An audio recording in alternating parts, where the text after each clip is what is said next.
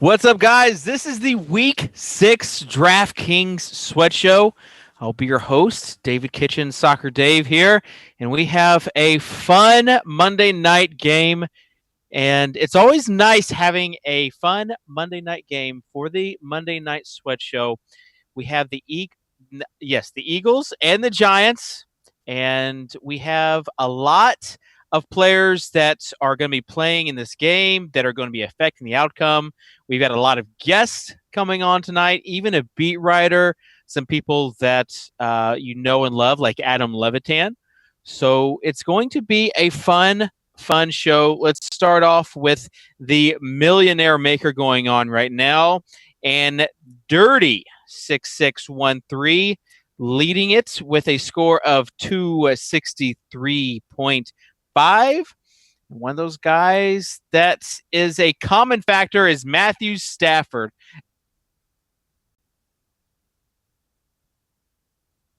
Bears in overtime, 37.9 points. And where his salary was, if you paired him with Calvin Johnson, who got that long pass plus the bonus there at the end, you were doing good. So Dirty 6613 is in first. Daily Sports Geek is in second with 248.5. And we actually have Daily Sports Geek that will be joining us later. So he is in second. Also has some qualifiers. We have some more qualifiers, some other big event winners going on right now as the Giants are starting to just move it down the field. And that's what we want. We've seen in some of these games, even in last night's game, like we want fast-paced scoring in these games. We don't want stuff like 2 7-minute drives last night out of the Colts in the first half. If you had any of those guys in last night's game, that first half was surely frustrating, especially guys like Gronkowski. So of note in this game, Odell Beckham is active. So let's go to Adam Levitan. And Adam Levitan, the host of the Daily Fantasy Football Edge podcast. I always mess it up, so it just makes sense that I mess it up now. But Adam, how's it going, bud? Hey, I had 20 Stafford, Calvin Johnson lineups. Why am I not winning the million? That would be did you use Eddie Lacy? No. Okay, well then I don't know why you're not winning the Millionaire right now. Like I don't know any other reason why. But yeah, you were high on Stafford and he did well. As I think we see Larry Donnell get his first catch. I have Larry Donnell in cash because he was 2.8K, and he is. We saw last week that game-winning catch up the middle. He is just. I think he's going to eat this game. But what are your thoughts about Odell Beckham being involved in this game at all? Yeah, I mean, given his history, right? Like one of the reasons his rookie year was so absurd was because he did not participate in training camp due to a severe hamstring pull, missed like the entire offseason program, missed the first 4 games of the regular season, and then just went completely berserk. And then he had another hamstring issue during the offseason program this year, and now another hamstring issue. So when things start to get recurring like this, it scares me. So even though he's active for this game, it would not surprise me if they limit him to maybe, I don't know, half the snaps, 70% of the snaps. Because, I mean, if they lose him, if he blows out the hamstring, they're in big trouble. I mean, they're starting Dwayne Harris and Ruben Randall and Larry Donnell as their primary pass catchers. So that would be a problem. So, yeah, I think if Beckham was cheaper, I would have considered him. But at 8,900 or 9,000 or whatever he was, given the possibility of limitation, I didn't really want to be on him at all. Yeah, last time he faced the Eagles, he just went nuts. And that's the question. Are they going to use him as more of a decoy, or are they going to target him as we see somebody get in? Is that Beckham? It might have been Beckham. So there goes the decoy. Yep. So there we go. Yep. First touchdown goes to Odell Beckham. We have a touchdown on the first drive and a quick drive. Yeah. Like if you look at like the pace stats, which I love to look at, like how much time teams spend between their offensive snaps and also how often they go to the no huddle. The Eagles and Giants are like in the top 5 in both. So they both rarely huddle. They both take very little time off the play clock when they're on offense. So you could easily project this game to have the most plays of the week by far. I want to go over some storylines with you as they're kicking the extra point. So I will read some storylines and then we'll talk about them after I read them. The first storyline: should hashtag bench Manning be a thing? So that's the first story. The second story: wide receivers have a huge week this week. I mean, talking about a lot of points. The third thing: the disappointment of the running backs, Adam. I mean, there were so many disappointments. So let's start with the first thing. Should bench Manning be a thing? Yes or no? Are we just overreacting to that? What do you mean? You're talking to the wrong guy about bench Peyton. I've been talking about going to Brock Osweiler since last year when Peyton couldn't do anything. I think the Broncos will be way better off with another quarterback in there. If they win games this year, it's solely because of their defense and their special teams. I mean, people talk about the Ravens team that won the Super Bowl with Trent Dilfer. I actually think that Trent Dilfer that year was probably more effective than Peyton Manning is now. And it hasn't even gotten cold yet. Like, imagine once it gets down to 30 degrees, the noodle is going to get even softer on Peyton's arm. I don't see how anybody can be against hashtag bench Peyton. And like, people are like, that's so mean. That's so sad. Like, I don't feel bad or sad. Everybody gets old. It just happens. Like, I'm 33. I understand that the end is very near. Look at my hair. And this is what happens. I'm not sad. Adam's hair looks so good. Peyton Manning failed to be a top 10 scoring quarterback every game this season. He has ranked at least 20 places lower in fantasy points scored versus his salary in 3 games this season. And his fantasy points scored ranking has been lower than his salary in every game. He's been terrible. If you go by point ranking system for quarterbacks, starting from week 1, 30th, 15th, 11th, 26th, 27th, 21st. So here's my question, Adam. How cheap does he need to be for you to take him? Does he need to be like in Matthew Stafford range for you to take him? No, I wouldn't take him at 5,000. There's no ceiling because they play slow now and they run the ball and they play defense and they try to win games like 20-17 and like try to get their defense to score a touchdown.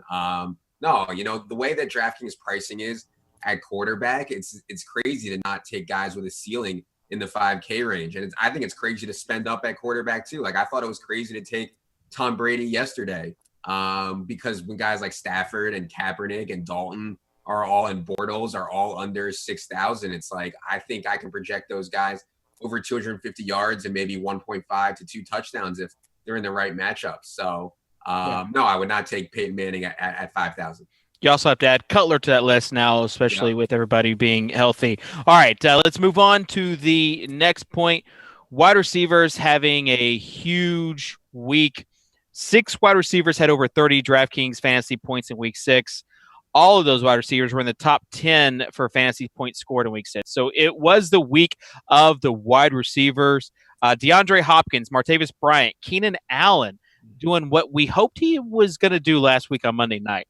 Alshon Jeffrey, John Brown, and Calvin Johnson round out just some wide receivers that just went off. John Brown, I mean, where did he come from as well as Calvin Johnson, guys that we had been kind of waiting for a breakout week and just now decided to come out on week 6. Yeah, so I thought the Calvin Johnson spot was pretty obvious, just like the Matthew Stafford spot was. John Brown, it's crowded there, but we thought that the way you beat Pittsburgh, or an easy way to beat Pittsburgh's defense at least, is through the air, but we didn't know if it would be Larry Fitz going off or maybe Michael Floyd going off at minimum salary. So that was kind of why it was hard for me to pull the trigger on John Brown. But I mean, he's definitely a dynamic talent. Even though he's small, he really plays big down the field, as we saw him kind of go up and rip the ball away from some guys. And the Cardinals play the Ravens next week on Monday Night Football. And I mean, the Ravens secondary, you could argue, is worse than the Steelers secondary. So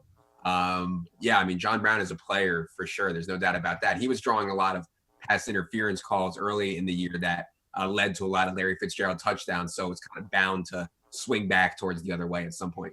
Yeah, that game next week's gonna be fun because you also had like Michael Floyd that came into existence. Mm-hmm. So you're gonna have Carson Palmer with three viable wide receivers. You also have two new guys, Martavis Bryant and Alshon Jeffrey. Mm. And you've got Martavis with a pretty nice salary next week, and you also had Alshon, who people thought didn't really know, but at 6,400. I mean, if he was a healthy Alshon, and if this was week one, like you were definitely rostering him at 6,400. Yesterday, we didn't really know. Right. Yeah, I think week one he was like 8,300 or something. So yeah, I mean his salary just dropped a ton, and really through no fault of his own, really just through injury is the only reason that it dropped. So yeah, when I see stuff like that, I think that makes for an ideal GPP play. Yeah, there's some risk he's going to aggravate. There's some risk that he's less than 100%, but as we saw, his ceiling is really sky high. I mean, he's a player for sure, and with Brandon Marshall gone from Chicago, Alshon Jeffrey was a second round pick in season long leagues, and that's not for no reason. He can really play. And he's kind of a dominator in the red zone too. So And yeah, has the perfect quarterback in Cutler. right. Yeah, I mean, I in my main cash lineup, I actually spent up at running back, which turned out to be just such a dumb move. But I had Arian and Forte and Dion Lewis, so I kind of maxed out my positional eligibility at wide receiver while also tying up a lot of salary. So I really screwed everything up yesterday. Wide receiver that I have pretty much everywhere is Jordan Matthews, hoping for a pretty big week out of him in this game. Did you stay away from him? I have a little bit of him. It's just scary to me that in most games he hasn't even gotten involved until the fourth quarter. So, when I'm paying, I'm not paying as much as people pay for Gronk, but like if you're paying 8,400 to Gronk when Larry Donnell is 2,800, you better be sure that Gronk is going to get 10 targets, and I don't think we can be sure about that. Yeah. As far as Keenan Allen and DeAndre Hopkins, both those guys known commodities, especially DeAndre Hopkins. Like I think the biggest surprise for Hopkins was that he didn't score earlier. Like he had all of his points pretty much in the fourth quarter. I know. Well, let me ask you. The reason I didn't have a lot of Hopkins this week is because I had so much Arian. Do you think it was a mistake to not use Hopkins in any of my Arian lineups? I yes, I think the negative correlation thing. It's I think people overthink it. Maybe not so much in tournaments, but for cash games, like when Roethlisberger's healthy, I think it's okay to roster Bell and Brown. I think the Texan situation is similar because they were playing the Jaguars. Right. I know, but their team total is only like 20. It really threw me for a loop. So many regrets. Hashtag regrets. Hashtag regrets, and the team total sometimes do throw you on those two players. But I mean, we even saw with Bell. I mean, he had like over 25 points, and the Steelers scored 7 like 2 weeks ago. So, or 3 weeks ago. So yeah, I think people might be overthinking that as far as picking one or the other, because both those guys. I mean, it's their whole offense, really. Right. I think the wind threw some people off, but the Vegas line didn't move really at all. So the wind probably should not have been a factor. Running backs disappoint. There were a lot of people that had Eddie Lacy, and he was like just the ultimate dumpster fire last night or yesterday. Like if you had Lacy, first of all, he didn't even start. It was James Starks. Yeah. And then Lacy was just a colossal disappointment. Talk about a little bit about the Eddie Lacy situation going on right now. Yeah, Fat Eddie. So, I mean, look, he looks like he's out of shape, and I know that's maybe like an immature take or whatever. He looks fat, and maybe I'm crazy. I don't know, but like, it doesn't surprise me that they're willing to go to Starks because the offense functions just as well with Starks in there as when Lacy is in there. Even when Lacy is playing well, it's like they're going to score a ton of points with Starks. They're going to score a ton of points with Lacy. He's not like a guy they depend on like an Arian Foster or DeAndre Hopkins or a Matt Forte or somebody like that. So, yeah, they came out after the game and said, well, Eddie's been banged up and James Stark's been playing so well. Lacy was not banged up according to the injury report. He had not been listed the last 2 weeks practicing in full, not even on the injury report. So they should be hearing from the NFL if they're going to blame the ankle for not using him. But Yeah, it's just not a necessity right now for the Packers to use Eddie Lacy. I mean, his price is going to have to come down a lot for anybody to consider him after that performance. After that usage, it's just really, really bad. The other guys that were pretty terrible: Adrian Peterson, Charkandrick West, who we thought the Chiefs did not even go to him in the first half. I mean, he wasn't bad necessarily, but they didn't use him. They just threw the ball everywhere. And then Dion Lewis last night was another guy at 5,800 that just did not perform. It was Blunt that was getting the pass, the catching in the end zone. So, yeah, I mean, if you told me Adrian Peterson was going to get like 25 touches or whatever he got, or 26 touches, I'd be like, okay, sign me up. I think we can project that for Adrian Peterson on most weeks in this Norv Turner offense that features one back and features him heavily very often. Just could not get anything going on the ground. I don't know why, really. He had like 17 carries for 16 yards in the first half or something insane like that. I really don't know why. So definitely gonna have to go back and look at that, but it is somewhat concerning. I don't think it has anything to do with he's over 30 years old or whatever, anything like that, but you never know. The Dion Lewis thing was like, I was really confounded by that all week because I came into the week thinking, yeah, it's going to be a Blunt game for sure. But then I started thinking about it more and I was like, well, the Colts have completely revamped their defense, especially up front, and they're actually playing pretty good run defense this year. Where they're getting lit is in the secondary. So I was like, maybe this is going to be a Dion Lewis game. And I was like, well, even if it's somewhere in between, I think Dion will get about half of the running work and all of the passing work. And in a game where the Patriots were going to score 30 to 40 points, I thought that would be more than enough for Dion Lewis. Pretty frustrating that it wasn't. He did have a couple drops. I mean, I don't think his usage was that bad. He played 57% of the snaps, but just about all the fourth quarter snaps went to LeGarrette Blunt. Yeah, the other guy that had a pretty good week on the Monday night game, Melvin Gordon, got injured actually. Was 4,600 and only had 1.9 DraftKings points. And we're about to talk to somebody that has Gordon, and he is in second place. What? Yeah, he's in second place right now, Daily Sports Geek. So, Adam, appreciate you being on with us. You'll be on with us throughout the night up until the end of halftime.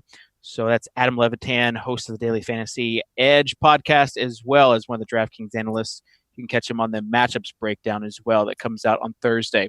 So let's go to Daily Sports Geek. And Daily Sports Geek has a 248.5. Are you there, sir? I hear you, Dave. All right. It's probably a little loud in here. I'm at Backyard Sports Bar and Grill in Myrtle Beach, South Carolina, and we got a bunch of TVs and a bunch of people in here sweating in the Monday night game. All right. You are in second place with a 248.5. I want to start. How in the world are you in second place with Melvin Gordon in your lineup? Yeah, I knew that was going to be the first thing you asked. I heard the intro, and I got one question for you, though. Do you think me playing Melvin Gordon in a tournament is better or worse than playing Michael Vick and Cash? Someone has been watching some of that earlier shows.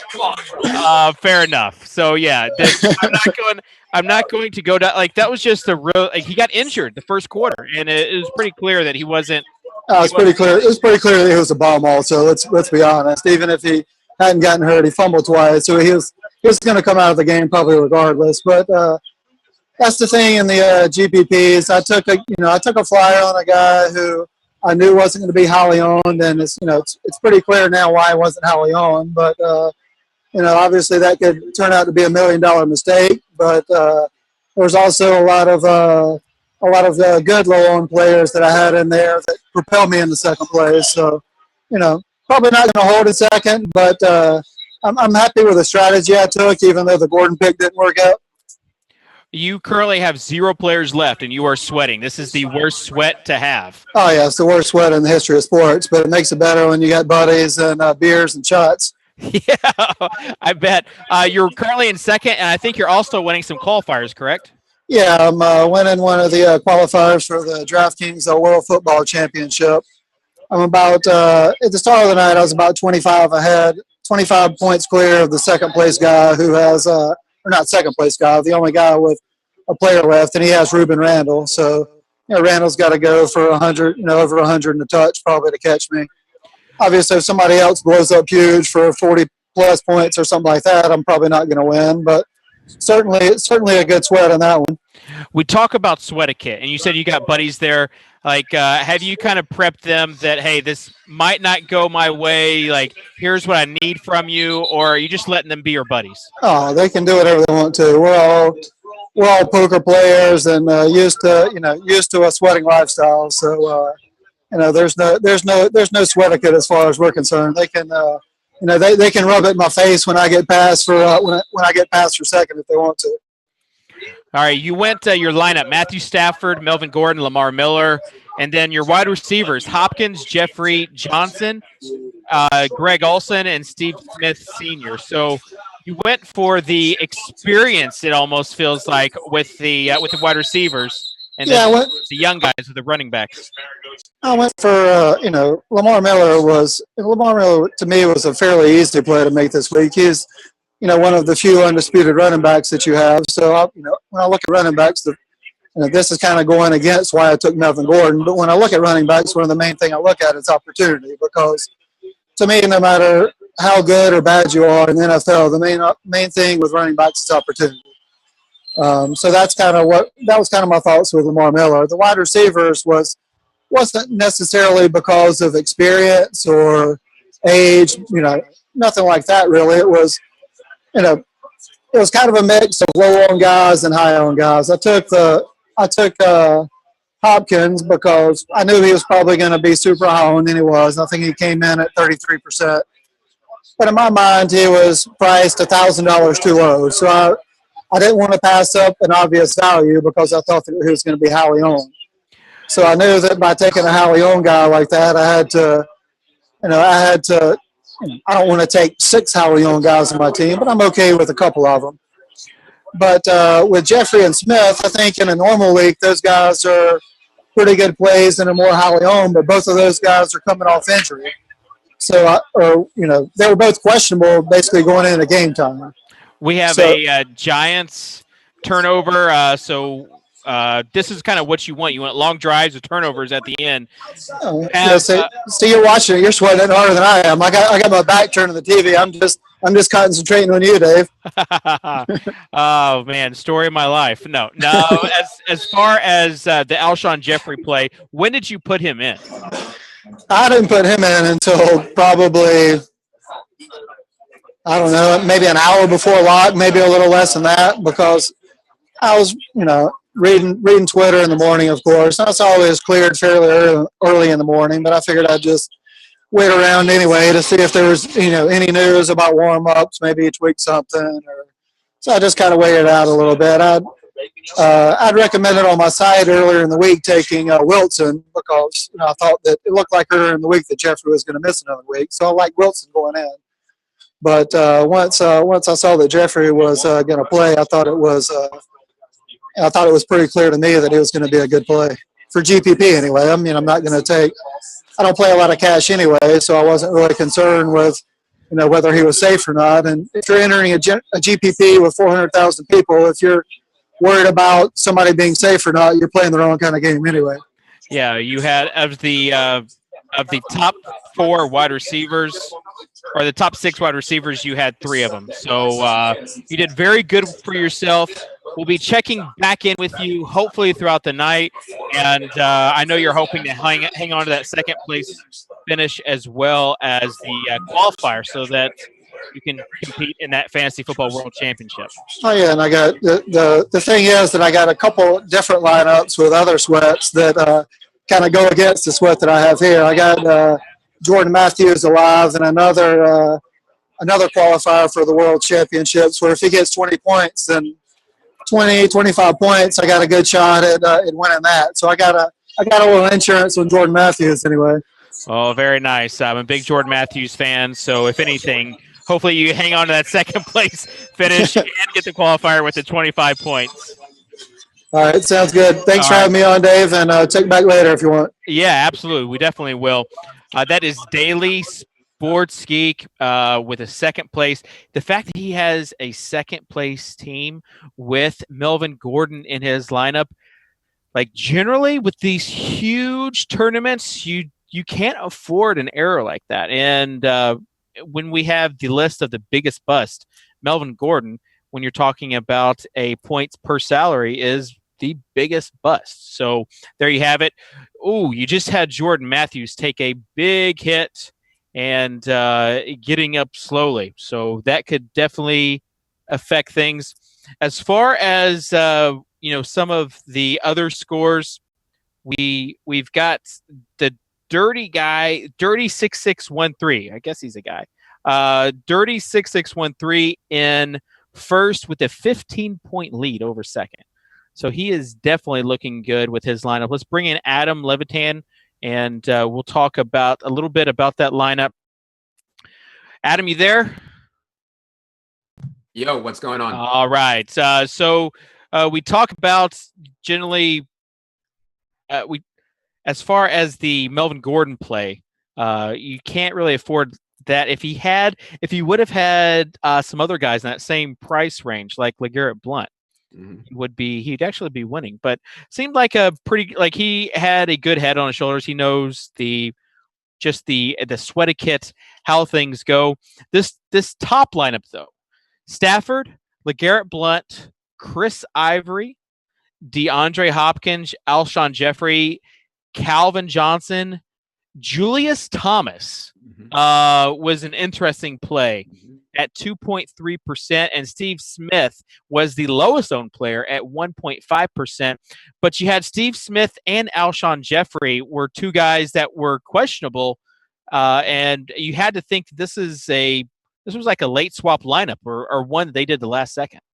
Yeah, I mean, I think if you're looking for players that go against the grain at low ownership, I think guys that are injured during the week but are still going to play or still likely to play is a great place to find it. I mean, people don't want to roster guys that have the Q tag next to their name on DraftKings. So, yeah, I think looking at injuries is an important place to look when you're looking for low owned upside. But yeah, the Brandon Daily Fantasy Sports Geek definitely seemed like a sharp guy. I'm sure he knew LeGarrette Blount would be have a higher projection than Melvin Gordon, but it seemed like he knew that Melvin Gordon would be far less owned, and he was willing to take that shot. So definitely seems like a sharp guy. Maybe he should be sitting here instead of me. He definitely went with the high ceiling guys. When you take a look at Hopkins, Jeffrey, Johnson, Steve Smith, but then the running backs were kind of the plotters, LeGarrette Blount and Chris Ivory. So definitely is interesting as far as those guys. I guess Jeffrey, to me, like I really wish that I would have had some common sense and played him. Like I wish someone would have told me, hey, this guy is like the cheapest you'll ever get him for. Yeah, in a good matchup. In a game that I told you on the breakdown would be the game of the week. Yes, it was. This game just had a second touchdown with Riley Cooper catching the pass. I know Peter was looking for some Huff the Magic Dragon on that. Yeah, so that was a long pass from Bradford, and I mean, it almost looked like it was tipped and then batted away. So it was a pretty good play by Cooper. Did you see the J-Matt play where he just got knocked out? Yeah, and that's kind of a concern. J-Matt runs the vast majority of his routes over the middle. He does take some big hits, and maybe that's where kind of the alligator arm hands have come from lately from him. But yeah, I thought everybody was going to be done with Jordan Matthews after last week. I guess a lot of people got back on him, huh? Yes, including myself. Like, at what point is Jordan Matthews dead to you? Like, any point, or are you just going to go down with the ship? I mean, after this game, if he doesn't have a good game, he is definitely dead to me. All right, we're going to check back in a little bit later with you, Adam, as far as this game goes. Get your expert analysis. Hey, how's the listener league going? Yeah, it's going good. It's been filling every week, 1,000 people, and it's great fun. I talk about the first place team. I talk about some of the notable lineups on the Tuesday recap pod. So Nobody that I don't think you know. Well, Benny Riccardi actually, who contributes to DraftKings Playbook, has won the league. But yeah, it's been mostly just really good guys that hit me up on Twitter, and they love playing in the listener league, so it's fun. Very nice. Yeah, you can catch the link to that if you follow Adam on Twitter and listen to the Daily Fantasy Podcast Edge. Son of a daily. I almost had it. It just makes sense that I mess it up every time. All right, let's go to D-Son now. D-Son is in the 850K blitz, and he has some guys left. This is going to be a nice little sweat that he has. Let's see if we are you there? Yes, I am. Can you hear me? All right, we can hear you. Mark Davidson, and Mark, you have DeMarco Murray and Zach Ertz left, and you need a lot of points from them. Yes, I do, and it's not looking too good from what I saw to start. Well, it's just the first quarter, so a lot of stuff could happen, and both those guys, obviously, like any touchdowns you kind of need from those guys, but with Ertz and Murray, my point is, I guess if Riley Cooper catches a touchdown, why can't those guys? Yeah, absolutely. I think Murray's one of those guys too. It's running back catches, a lot of passes. He should have, I'm hoping, at least 20, 25 touches. So it's going to give me a shot.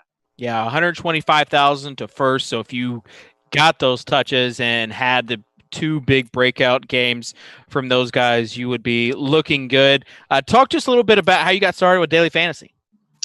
Actually, I'm playing fantasy for years, and a couple real close friends of mine, they had family members that had actually won some money, and they basically said, if they can win, you should have a pretty good shot. So I joined first week of baseball season, and the Rockies home opener, the very first week of baseball, I ended up winning I won a contest, 50 grand, one of these guarantees. And so I've just been addicted ever since. Very nice. Describe how many games you play per week. Usually I would play a bunch of 50-50s and then one guarantee every single night. Depending, I would do like $25 or $50 50-50s, maybe 5 or 10 of each, and then a couple guarantees. As we started to roll into football season, had a little bit more going, so I started doing 20 or 25 of each, and then this week I kind of went crazy. I think I had 56 total contests. I think I've got right now 12 millionaire makers. I think I might have 3 in the blitz, 3 in another $100 contest, and 1 in a 300. Very nice. So this was a good week to be crazy and have a really good lineup. Yeah, everything kind of fell my way this week. So do you have this lineup in everything? Yes. Yeah, I had a busy week. So Saturday I just kind of went out through one lineup, kind of looked it over, and it looked really good to me. So I just didn't want to tinker with it too much. All right. So what does your My Contest page look like right now? I'm not too computer savvy, but I think it says I'm up probably over $4,000 right now. All right. That's good. So I always like to ask at the beginning because it's fun to come back at the end and see how much it's gone up. So hopefully with DeMarco Murray and Ertz, it'll go up for you. Mark, really appreciate you being on the show and taking the time to be with us while you sweat these two guys. All right. Thank you so much. Have a good night. Yeah, you too. Thanks. All right. So Mark in his lineup had Stafford, Foster, Murray, Travis Benjamin, T.Y. Hilton, Calvin Johnson, Ertz, Forte, and the Dolphins D against the Titans. But that Stafford, Calvin Johnson combo is the combo. So let's bring on Adam Levitan. Adam, of course, called this. He called it, and I didn't listen. Adam, why didn't I listen to you? It's a good question.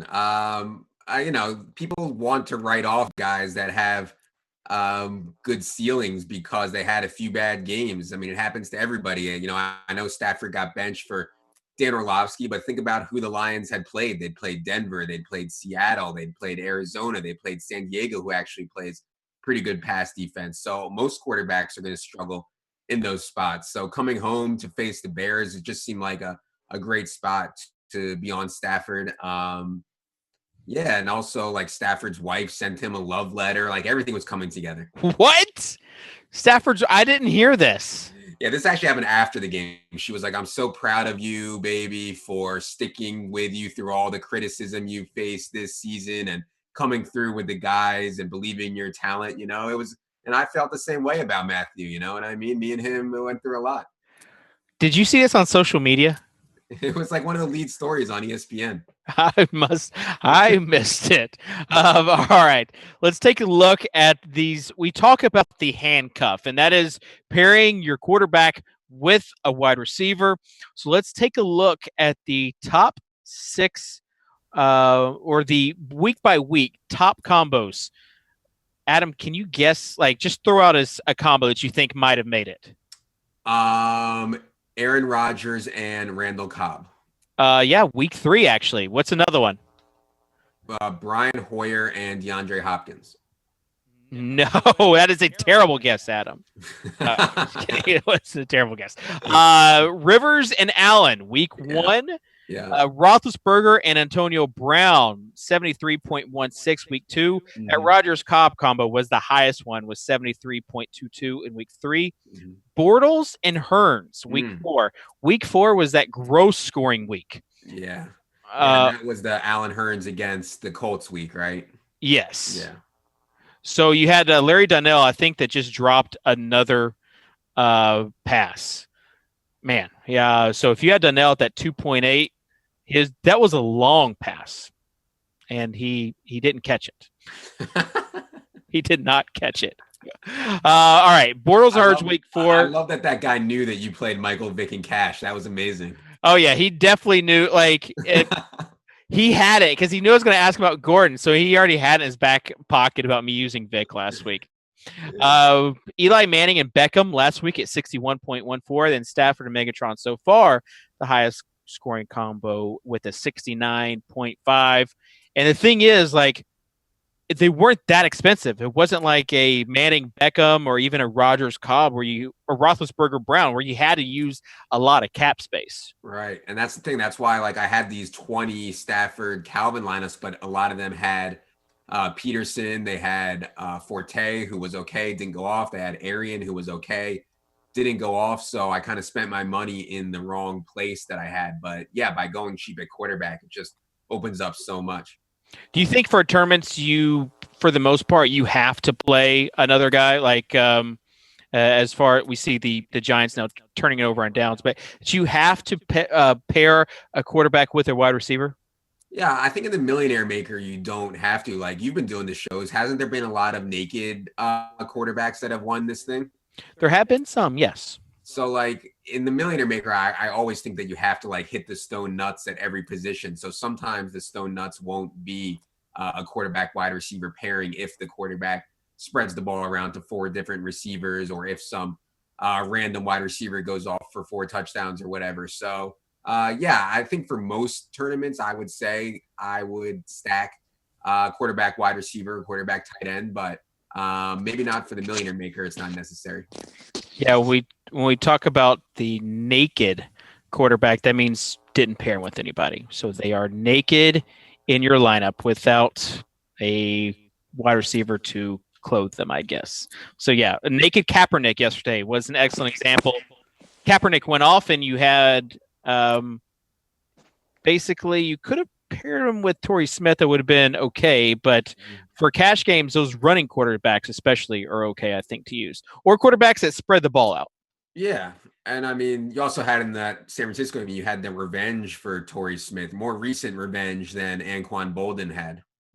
Yeah, and I if mean, you had Torrey Smith grew up in, I believe, Virginia, went to school at Maryland, was drafted by the Ravens. Then he becomes a free agent after playing there for 4 years, and they're like, nah, no thanks. I mean, that was a revenge spot. Yeah, we like you said, we thought of it as the Bolden revenge game, but no, it was like both revenge games. That's why Kaepernick should have been so valuable, because he had all of the revenge factors his way.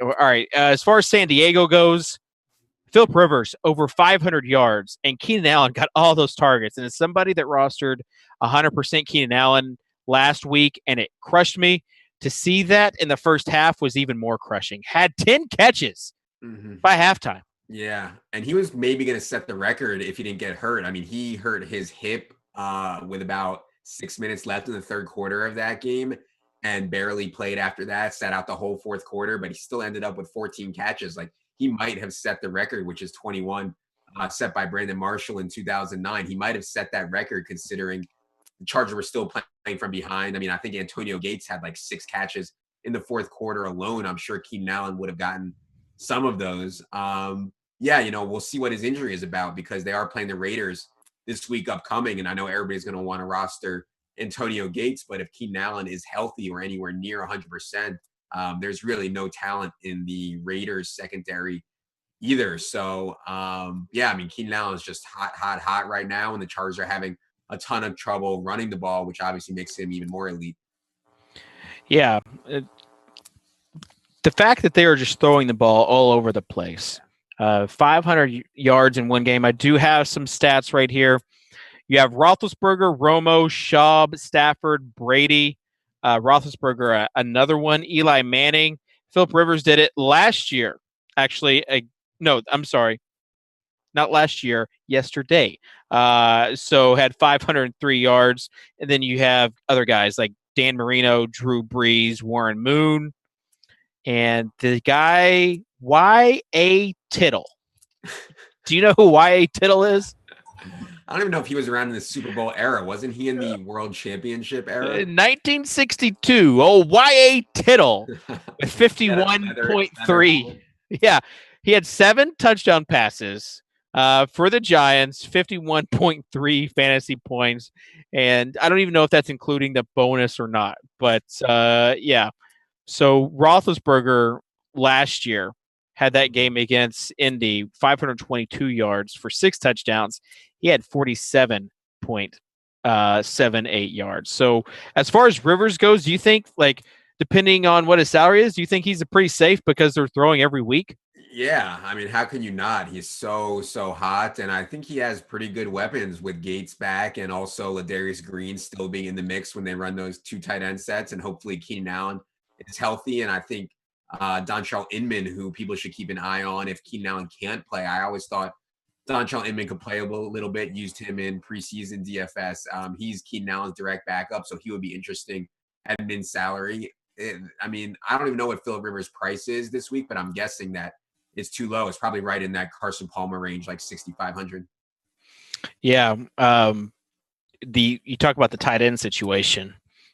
They just have all the weapons there, and it looks like they're using both the tight ends at the same time. Right. Yeah. Their offensive line situation, like they have 3 or 4 of their starters already hurt, questionable, playing banged up. Like they're just getting the ball out quickly. Like give it to Rivers in the shotgun, let him get it out quickly because we know they're not going to make any holes in the offensive line, and we know they're not going to give him a lot of time in the pocket. So it kind of all sets up really well for Rivers to put up big numbers. Another quarterback or another tight end in this game is Larry Donnell. We talked about that big drop, and he also had the fumble that led to the interception. And there is a guy, David Schnettler, who's 26 points back with Donnell, and he needed all of those points. So let's check in with him, and then Adam will check back with you after that and another interview. Cool. All right. So I want to go to David Schnettler, and that is NL Soldier. And he is currently, let's see if I can pull up the Millionaire Maker. He's currently 19th with a 237.3. And are you there, David? Hello? David, you there? Yeah, I can barely hear you guys, and I got like 2% of my phone, but I'm here. Okay, well, let's make it quick. Is it good to you that at least they're targeting Larry Donnell? It is. It's encouraging. His performance so far isn't very awesome, but the targets are definitely good. Okay, yeah, as far as those 2 drops go, like what are you thinking whenever the ball's being thrown to him? We're pretty much just screaming Big Larry. Yeah. You're currently trying to move up. You're in 13th now. And what's a reasonable goal for you? Second place? I think second is pretty reasonable. Okay. All right. So we'll charge that phone up, David, and we're going to be coming back to you throughout the night. Hopefully, Donnell gets some points for you. All right, I'm going to get my phone charged up for when he has 2 TDs in the second half. That sounds like a plan to me. All right. So that's David Schnittler, NL Soldier, and 241.4. And man, if you have that kind of a sweat and you only have 2% on your phone, man, it's going to be brutal. Looking down at your phone, all of a sudden it goes dead. So at a sports bar, he needs to find somewhere to charge his phone. So we'll be checking back throughout the night with him. Currently in 13th place, trying to take over that second place spot that Daily Sports Geek has right now. Let's go to Josh Fay. Josh is currently is winning the play action, and it's a $1.5 million play action, and he is currently in first. So Josh, are you there? I'm here. I'm ready to go. All right, Josh, how much is first place for the play action? First place is $100,000, which I've got by 0.1 points right now. All right, and who's chasing you? The closest guy to me, I think, is about 15 points away and has Jordan Matthews. So far, so good. Yeah, because Matthews, first of all, he took that big hit, and also, it seems like the Giants are just having all of the possession. Like they're probably going to have like an 8-minute drive right here, and that's perfectly fine with you. Absolutely, that's great. I am actually not even watching it right now because my kid is sleeping upstairs, which is right above our TV room, and I don't want to wake him up. So Hashtag dad life. I can respect that. Absolutely. All right. Do you remember what your lineup was? Yeah, got my iPad next to me here. Of course, had the Stafford Calvin Johnson stack, thanks to the guys on the DFS Edge podcast. Very nice. Had DeAndre Hopkins. I ended up taking out of my cash games when I saw the wind gusting weather happening there, but left him in a lot of my tournament lineups. So had John Brown, which turned out nicely. Lamar Miller and LeGarrette Blount. Eifert, who didn't have a great game but did okay. Brandon Marshall and the Broncos defense. All right, we just had an Eagles pick 6. So Okay. that's like not the fact that Eli's throwing interceptions left and right. Probably good for you because that means that Jordan Matthews does not get the ball back, and you start. Yeah, I can't imagine there's a ton of people with the Eagles defense. At least we'll see. No, I don't think so at all. All right, so you say the kids sleeping upstairs right below the TV. All right, so it's me and the wife watching Monday Night Football. She doesn't care about fantasy football at all, but of course she'd be happy if we won a little money tonight. So I was gonna ask, what's her feelings now as far as is she there sweating with you? Is she going to be? Man, I shouldn't have even told her about it. She's more nervous than I am, I think. I want these guys to get a little bit injured, sprain an ankle or something, so they can come back. She's playing the sprained ankle card. Yeah, exactly. Something not so serious. So she's more stressed out than I am. We're having a good time though. Very nice. How long have you been playing on DraftKings? This is actually my first year. Been playing fantasy football for about 4 years. I kind of avoided it for a long time, just the season-long stuff, knowing I'd be just my personality. I get pretty into things and very competitive, so I avoided it for a long time, even though all the people around me at work were talking about it. Joined season long about 4 years ago, and this is my first year doing DraftKings, 6 weeks in, and a lot of fun so far. Yeah, I bet. Did you tell anybody at work today, the reason why you could not focus at all? I didn't, man. It's my wife that knows, and then one of my buddies that we text back and forth and set lineups together. So there's 2 people that know right now.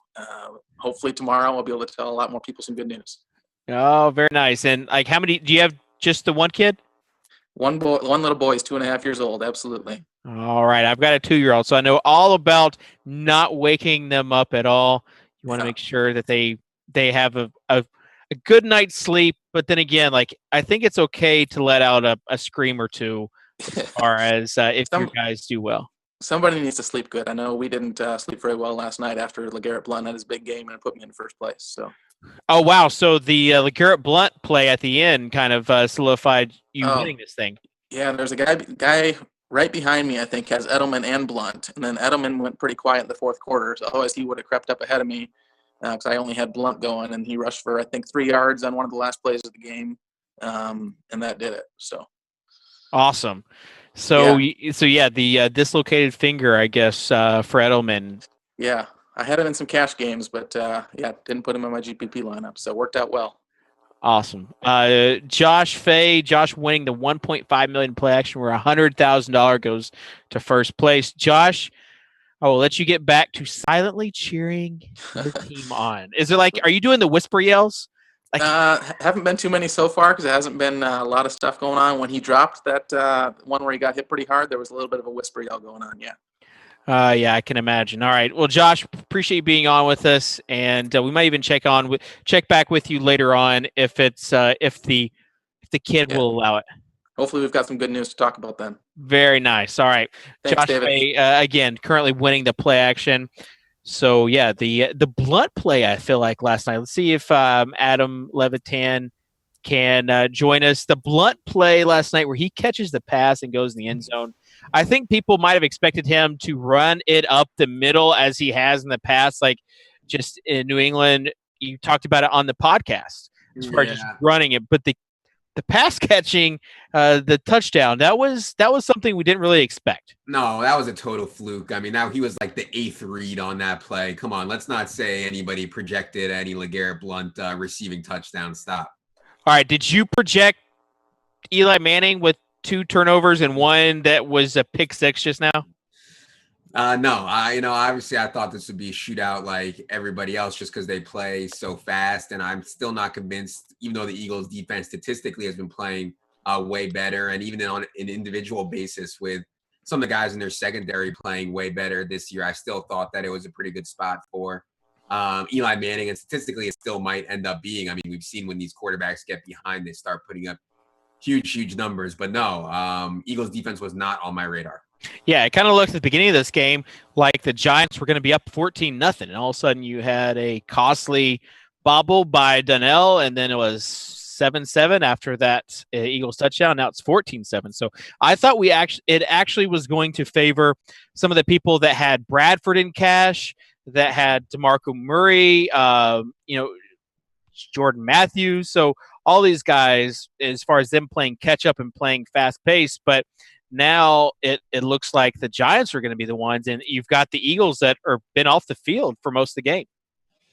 Yeah, it's not good for Bradford people. I didn't listen to myself. I had it on Kaepernick all week, and then I saw that Bart Simpson chalkboard in my sleep, and I got off Kaepernick. Just so many regrets and mistakes this week. But I'm glad that Josh listened to the Edge podcast, is going to win $100,000 off it. I'm happy for him. Tell him that I take tips. Well, I'm sure he appreciates the tip that you gave him as far as the stack. And yeah, you were pretty vocal about it. And again, you need to listen to yourself, and I need to listen to yourself. So you have the Giants that are starting to run the ball too. Like, this game is just they're going to have like over 2/3 of the clock in this first half. So again, if you're counting on some of these Eagles, which a lot of these people that we have interviewed are, they're counting on Bradford, or we had the Ertz and the Murray team, and then we've got a lot of people counting on J-Matt. Not doing anything so far, and they don't even have the opportunity to do something. That's when you hope that the guy like trips and you have a short field to score to at least get 6 points, but no, they took it to the house. So such is life. All right, let's take a look at the top value plays, and Adam, you tell me one person in the top 5. In terms of production per dollar? Salary divided by dollar, yeah. Matthew Stafford. He is number 5, correct. God, you always ask me these. Like, I have the worst memory. Like, remembering yesterday is actually really difficult for me. It's really a problem. Man, who else went off yesterday? Martavis Bryant. Oh, that's a good one. Yeah. Number 1 with a $4,000 salary, 35.5 fantasy points. And then you're not going to get the other two. Dolphins D, 24 fantasy points. Most people they don't realize that they had that many points, but at 2,800, they were a bargain. And we just had one guy we interviewed that had Dolphins D. James Starks at 3,300 had 27.7, and if you have Lacey, that stings a little bit. Yeah, I wonder how many points Martavis would have had if Vic played the whole game, right? Like most of his points came with Landry Jones, right? Yeah, and I had Vic those had just no shot. two long tournaments, or those 2 long touchdowns rather. Lance Moore at number 4. Lance he was a minimum salary, had 24.6, and then Marvin Jones, 24.5. This next receiver, Stephon Diggs. Yeah. And this is somebody that some people were on because of you had the injury, and the wide receiver core pretty thin. And he should have probably had more if they would have gone to him more in the second half. Yeah, so that's why it's so important to be on Twitter and kind of be in tune with what's going on. Around noon yesterday, it was announced that Charles Johnson wasn't going to play for the Vikings, and Stephon Diggs was announced as the starter. So given that, and given Stephon Diggs' price, and given that he was facing a Kansas City team that is so inept against the pass, I thought he was a real strong play. And, he had previously played really well against the Broncos, and we know the Broncos have 3 of the best corners in the league. So we had some precedent there. We knew he was going to have opportunity, and we had matchup, and we had price all on our side. So, yeah, I thought Stephon Diggs was a guy that maybe people could have gotten to, whereas, I would have never gotten to James Starks or even Martavis Bryant. That wasn't going to be on with Vic starting. Diggs, the next guy, Chris Ivory, John Brown, Danny Amendola. He was the New England guy that people weren't really focused on. I think Adam Schefter was the only guy that rostered Amendola, and that's only because he rostered 6 Patriots, I think, in that Schefter versus Barry challenge. You had Browns and Brian Walters. If you don't know who he is, well, he had 16.7 points for the Jaguars yesterday. So, yeah, that was definitely interesting. Get some more people on here, but you already know them. LeGarrette Blount, Lamar Miller. It was the day to go cheap at running back, most likely. I caught that Browns D you said, and then you just glossed over that Browns D. Yeah, the anti-Peyton stack. Browns D 2,200. I have Browns D in my cash lineup. That's how bad Peyton Manning is. Wow. I like it. All right. So we've got Duff 550. Nate Duffany currently in 12th in the Sunday kickoff show and needs 17 points out of Larry Donnell. Nate, are you there? Yep. All right. So talk to me about this Larry Donnell thing. He could be basically he could have a lot more points than what he does have right now. Yeah, he dropped a big one there, and hope they keep throwing to him. Got to get in the red zone, get him a touchdown. All right, so you're in the Fox Sunday or the Sunday kickoff presented by Fox. Does this mean if you win it that you could be on TV? I don't know. I hope so. I'll see what I can do as far as that goes. But you are a Massachusetts guy, correct? Yep. And does that mean that you are a big Patriots fan? Absolutely. All right, so tell me about your lineup then. Well, I mean, I went with Brady, obviously, because he's, hometown guy. I picked Calvin Johnson, one of my favorite receivers. I think he's still one of the best receivers in the league. If Stafford can turn around, which he did this week. I had DeAndre Hopkins, just a good matchup. I basically just picked basically on matchups, a lot of good matchups this week. I picked, Arian and DeAndre against the Jaguars. That was a pretty much a no-brainer for me. So I can definitely tell you are a Mass guy. Yeah. You got the accent. So does Brady a homer play then? Well, I kind of switched it. I had Rivers, and yeah, it's kind of biting me right now. But hopefully it doesn't work out too bad.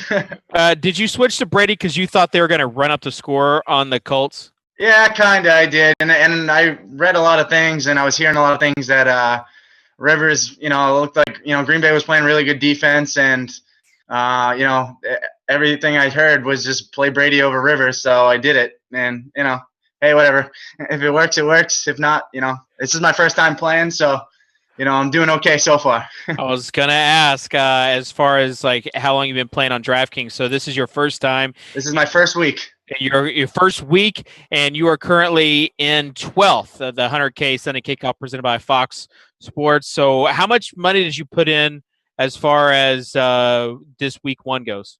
I got the one free contest, and then I put in $8 total. This was a $3 contest, and then I did a couple other ones, a couple $1 ones, and another $3 one. So I'm doing all right in those, but no money in those ones. So this is a good one. Yeah, you got $200 so far, and the winner, if you happen to win this with some Donnell love later on, you get 10 grand. That's what I'm hoping for, man. All right, so that's what I was wondering. What was Donnell? That was going for. Donnell was 2.8K. How tough was it for you to pick him over Gronk?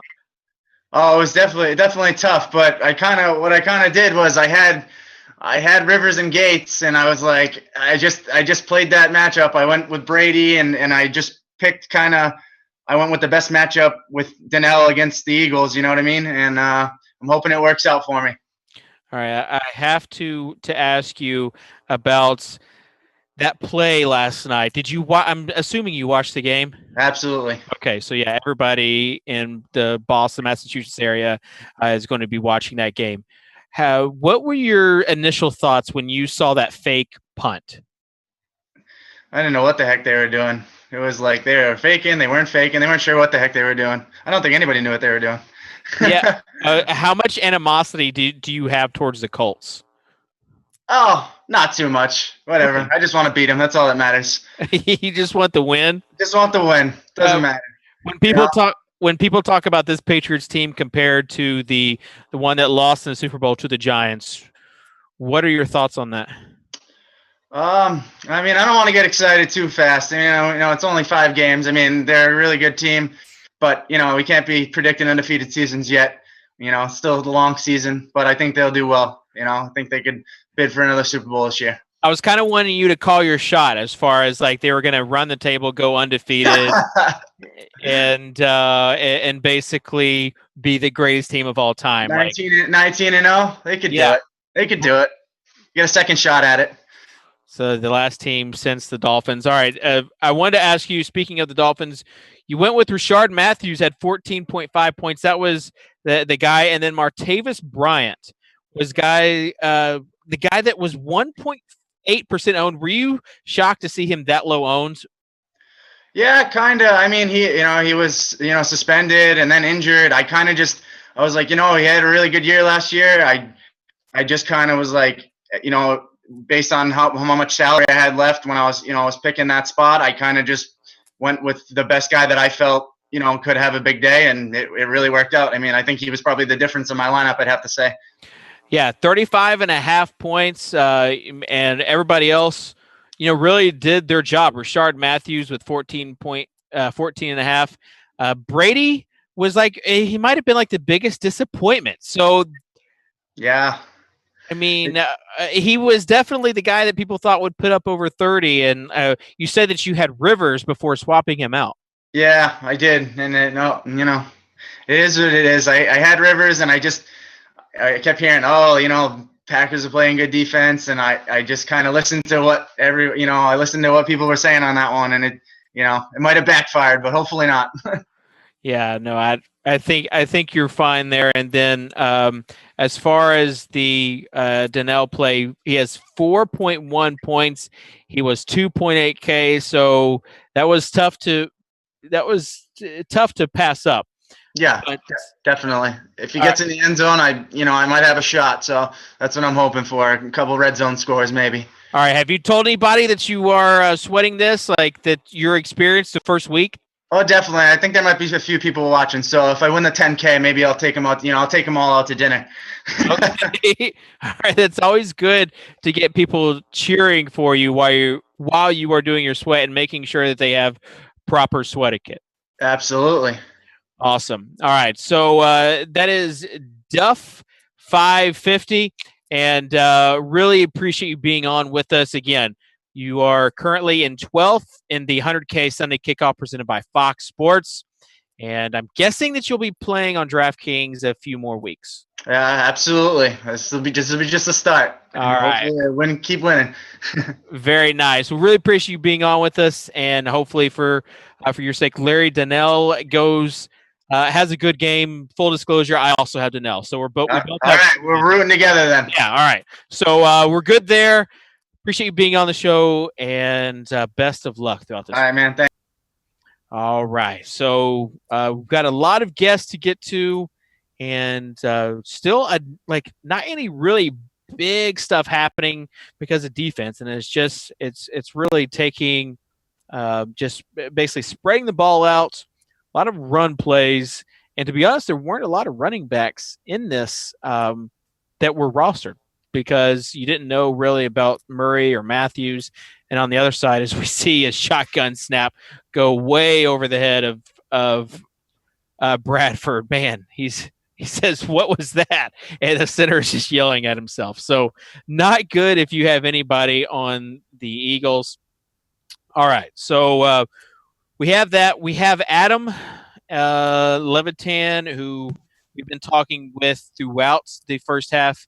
Adam, again, the host of Daily Fantasy Edge podcast, and one guy's already credited him for $100,000 tonight.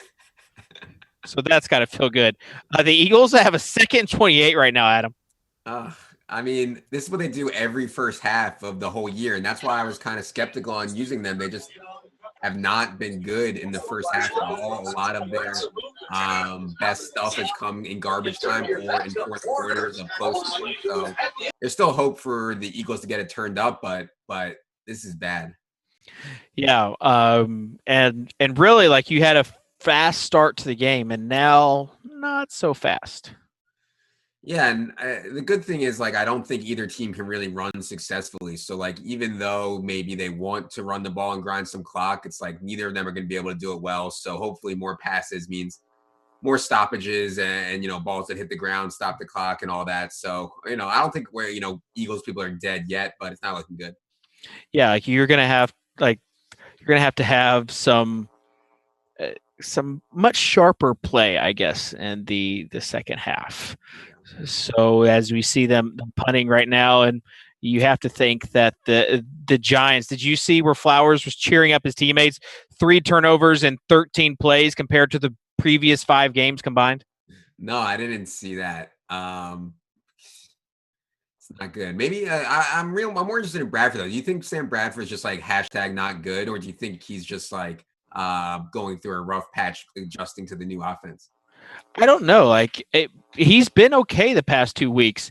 That was kind of an unfair situation because the center just snapped it way over his head and they had a second 28. Like, that's tough. Yeah. That's tough to really ask of your guy. But yeah, I mean, you obviously want to see some big plays, and you have to wonder as far as like that wide receiving core, like with Jordan Matthews. Jordan Matthews, I'm not sure he's like a big down the field threat. It's almost like they need Nelson Aguilar. Like, they need that big play guy, and they don't really have him. Yeah, I think getting the ball to Jordan Matthews on screens is like something that he was best at Vanderbilt, and they did some of it last year. I don't know why they've just completely gone away from it this year. I think that's somewhere he can excel. So, maybe Chip can make some adjustments. Here in Philly, that's something they've been talking about a lot, is like Chip does not make adjustments to the way his team plays or in-game adjustments versus scheme and stuff like that. So people are definitely south on Chip around here, I'd say, too. Yeah. Philly fans, not exactly the most graceful fans as far as extending grace and mercy. Yeah, very impatient. I mean, but like a year ago, they were crowning him as like the savior of football, like so innovative. And I still kind of tend to think that he is pretty innovative. I just think he made some mistakes with personnel, with letting so many good players go, like Deshaun Jackson and Jeremy Maclin, and just all these guys that they are unable to replace Evan Mathis and some other offensive lineman, Harriman. So maybe not the best GM, but I still think a good coach. Do you think he stays in the NFL, or do you think there's been some rumors about him going back to college, possibly? Right. Yeah. So I think USC allegedly wants him or something like that. I think he wants to work it out here. Like failing in college, failing in the NFL and going back to college is just like such a kind of he seems like he's too arrogant or too cocky to me to kind of accept defeat at the NFL level. I think he'll have to be fired before he tries to force his way out. Yeah, coaches sometimes are the cocky type for sure. All right, Adam, as far as like, do you have any rooting interest in this game? Yeah, I used Bradford. I don't even want to talk about my cash lineup. I used Bradford. This was like, I'm going to talk about it on the podcast tomorrow. This was the single worst cash game lineup I've ever put together. And I have some reasons why I think it might have come to this. And I'm going to talk about them tomorrow on the podcast. But no excuses. Play like a champion today. I blew it. All right, so no treats for Jerry this week? Jerry's like starving this week. It's going to be a rough week for Jerry. Who's winning the 3-man between you, CSU, and Al Zeidenfeld? Yeah, CSU came in with a 14-point lead, but Al had one extra player. They both had Al had 180 minutes of PMR and Peter had 120. I don't know what happened with the late swaps and all that. I don't know who had who. I haven't checked, but I think Al was a favorite. I mean, Al had Hopkins, and Al had Ivory, and Al had Denver D, and Al had Gates. Peter went with Kaepernick and Calvin Johnson. So there wasn't actually much overlap on our three lineups this week. I had the horrible lineup. I think Al had the best lineup, and Peter had the meh lineup. So as far as if they had 180 PMR left, then they probably are not looking good right now as far as the game goes, because you need a lot more. As you see, I think that might have been Ertz, or maybe it was Selleck. I'm not sure who it was. Yeah, that's Ertz. Yeah, it was Ertz. So you had the guy that had Ertz and Murray. He needed like 51 points out of those two guys. Yeah, I mean, DeMarco Murray, like, wow.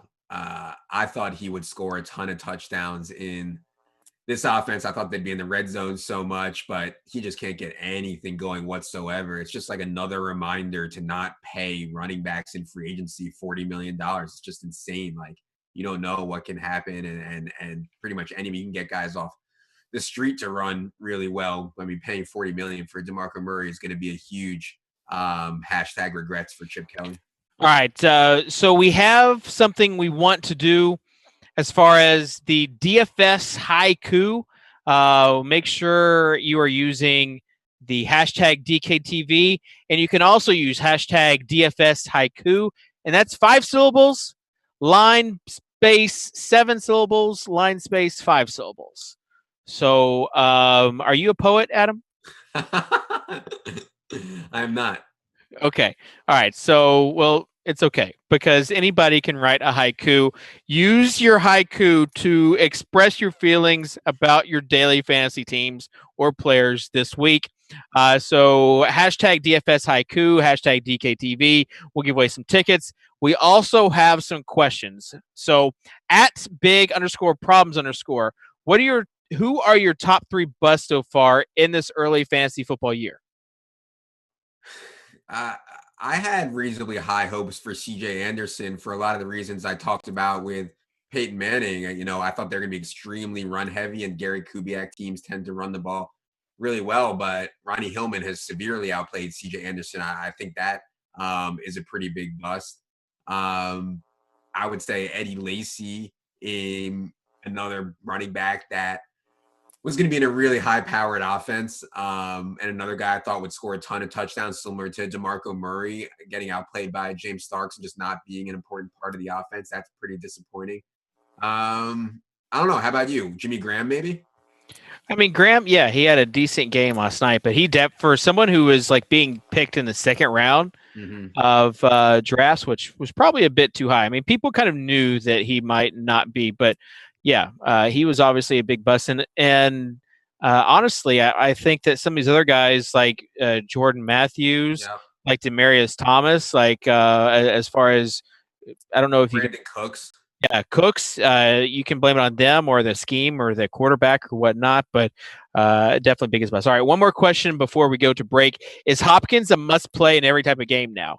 He's been consistent with a huge amount of targets every game. Right. That from Mitch DWX. Yeah, so his price went up in week 7 to, I believe, 8,600, and that's probably where he should be appropriately priced, like right in the Julio Beckham range. For me, when guys get up in that range, it's still matchup dependent. I don't think that I'm going to play DeAndre Hopkins blindly at 8,600, and his price could go up even more after this week. So no, I don't think anybody in the 8,600 to 9K ranges must play. Like even Julio this week, who is practicing and is playing the Titans, it's like he costs 9,100. That is a huge, huge part of your salary cap.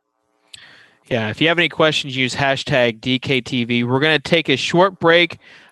First, as far as updating the Millionaire Maker, still the same, the same top 10, really. I mean, I haven't really seen anybody making a move. So Dirty 6613 with a 263.5. Daily Sports Geek, who we talked with earlier, we'll be talking with again later, still in that second place. Next in line is NL Soldier, who had 2% left on his phone in a sports bar, but needs at least 10 of Larry Donnell to kind of hold that second place spot. And then I don't really see anybody other than B Calicor with Ruben Randall needs a ton of points. Other than that, no one's really done a whole lot in this game for it to be like I thought it was going to be exciting. We got a snooze fest in our hands, Adam. Yeah, this Bradford thing is bad, but I do. If trend holds from early in the year, he will have a big second half, so we can count on that. Oh yeah, Jordan Matthews, he's guaranteed like 10 points in one drive. That's just what happens. He's like he is the DFS booty call for Bradford. Whenever Bradford needs somebody, he goes to Matthews on this one drive, and that's where they do what you're talking about, the screen plays and everything else, as the Eagles D just looks ferocious right now. All right, so a game that was not boring was a couple weeks ago with the Lions, and you had Chipotle Addict, who, if the Lions scored that week against the Seahawks, no, it wasn't against the Seahawks, it was against the Rams. If the Lions scored, then he would have had, I think, $20,000. Instead, what happened was that play that we didn't know like what it was a controversial play. It was end up ruling a fumble, but Calvin Johnson missed the end zone by 6 inches before getting the ball punched out. Mm-hmm. He won $1.2 million. That was Chipotle Addict, and this is the interview that we had with Chipotle Addict while this was going on. So everybody's about to take a look at that moment when they found out that they were winning $1.2 million. And honestly, I didn't know if they had won it or not, so I couldn't comment if they had done it or not. But it was definitely an exciting moment. So here's the interview. We'll be right back after this. So you're needing a first down. Detroit had to waste a timeout on that last drive. So that means they only have one more time. Or no, they're out of timeouts after this. So a first down. Spending $1 million? No, we need a first. Oh, no. Oh, third down. So a first down would. First down, but. Oh, yeah. So points would drop. A field goal would be fine. No, badly. Not a field goal. Yeah. What? Oh, no. A field goal is fine. Field goal is fine. Yeah, but field goal is fine. You just they couldn't be able to score again. Oh, true. We don't want anything here. Oh, put in get Marson off the bench for this. You just want games to end. So one first down, it's over. Okay. So one first down, it's over. Don't worry about it though. Like we're not worried about it at all. We're not nervous at all. Yeah. Okay. Good. So first down. I was thinking about don't tell us what happened. I'm not. Don't break the bad news to us. What the shit? No. Give us the first. Yeah! Let's go down. Let's go down. Nobody asked for it. I think you just did, guys. I think you. Is there any bad news yet? Just tell us everything's good. I cannot tell you everything's good. What I can tell you, tell us. What I can tell you is you're currently in first place, winning $1 million. Oh man, what's that play? Yeah, we can. It didn't even do anything. So now all they have to do. Unfortunately, he didn't go out of bounds, but I think all they have to do now is kneel. Yeah, Let's see. Put up the W, guys. Put up the Right. W. No, we drank it all yesterday. All nine bottles. All 9 bottles. We drank 9 Victory formation! V. They're in the V. You did it! Oh man, I wish we had the rights to the "We Are the Champion" songs, but you're just gonna have to settle for me singing it to you.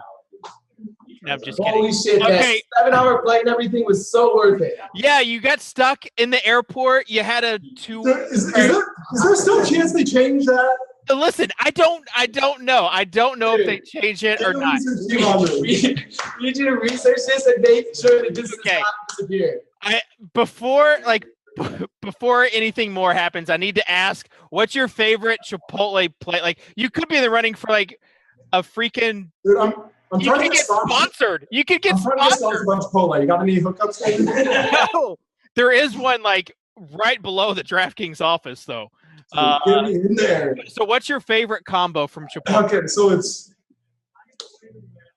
both beans, brown rice, half steak, half chicken. Let's try to all get the it out salsas with no guac.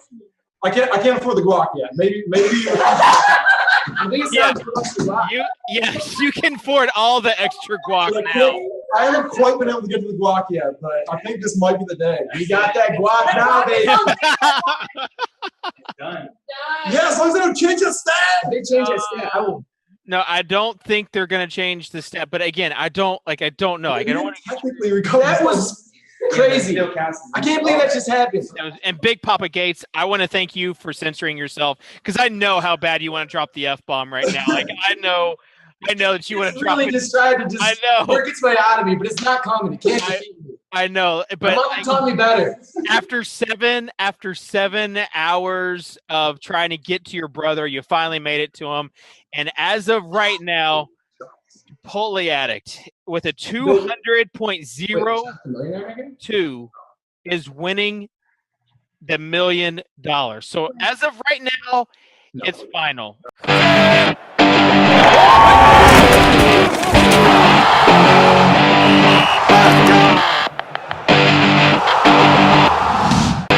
All right. So that was the interview. And again, just a very exciting moment that happened here on DKTV on the Sweat Show. You never know what's going to happen. And being live with Drew Dinkmeyer last season, being live this week or a couple weeks ago with Chipotle Addict was definitely fun. As far as this game, not fun. Not fun at all. You've got 1:12 left, and you have the Giants that were just absolutely terrible. Is Philly's offense this good? I don't know. J-Matt with a catch, and this is where they go to J-Matt like 5 times in a row. Like, this is kind of what they do. They did it week 1 and week 2, where at the end of the game or the end of the half, he just gets all the targets. So there you go. That's not J-Matt, that's Ertz, but they're driving right now.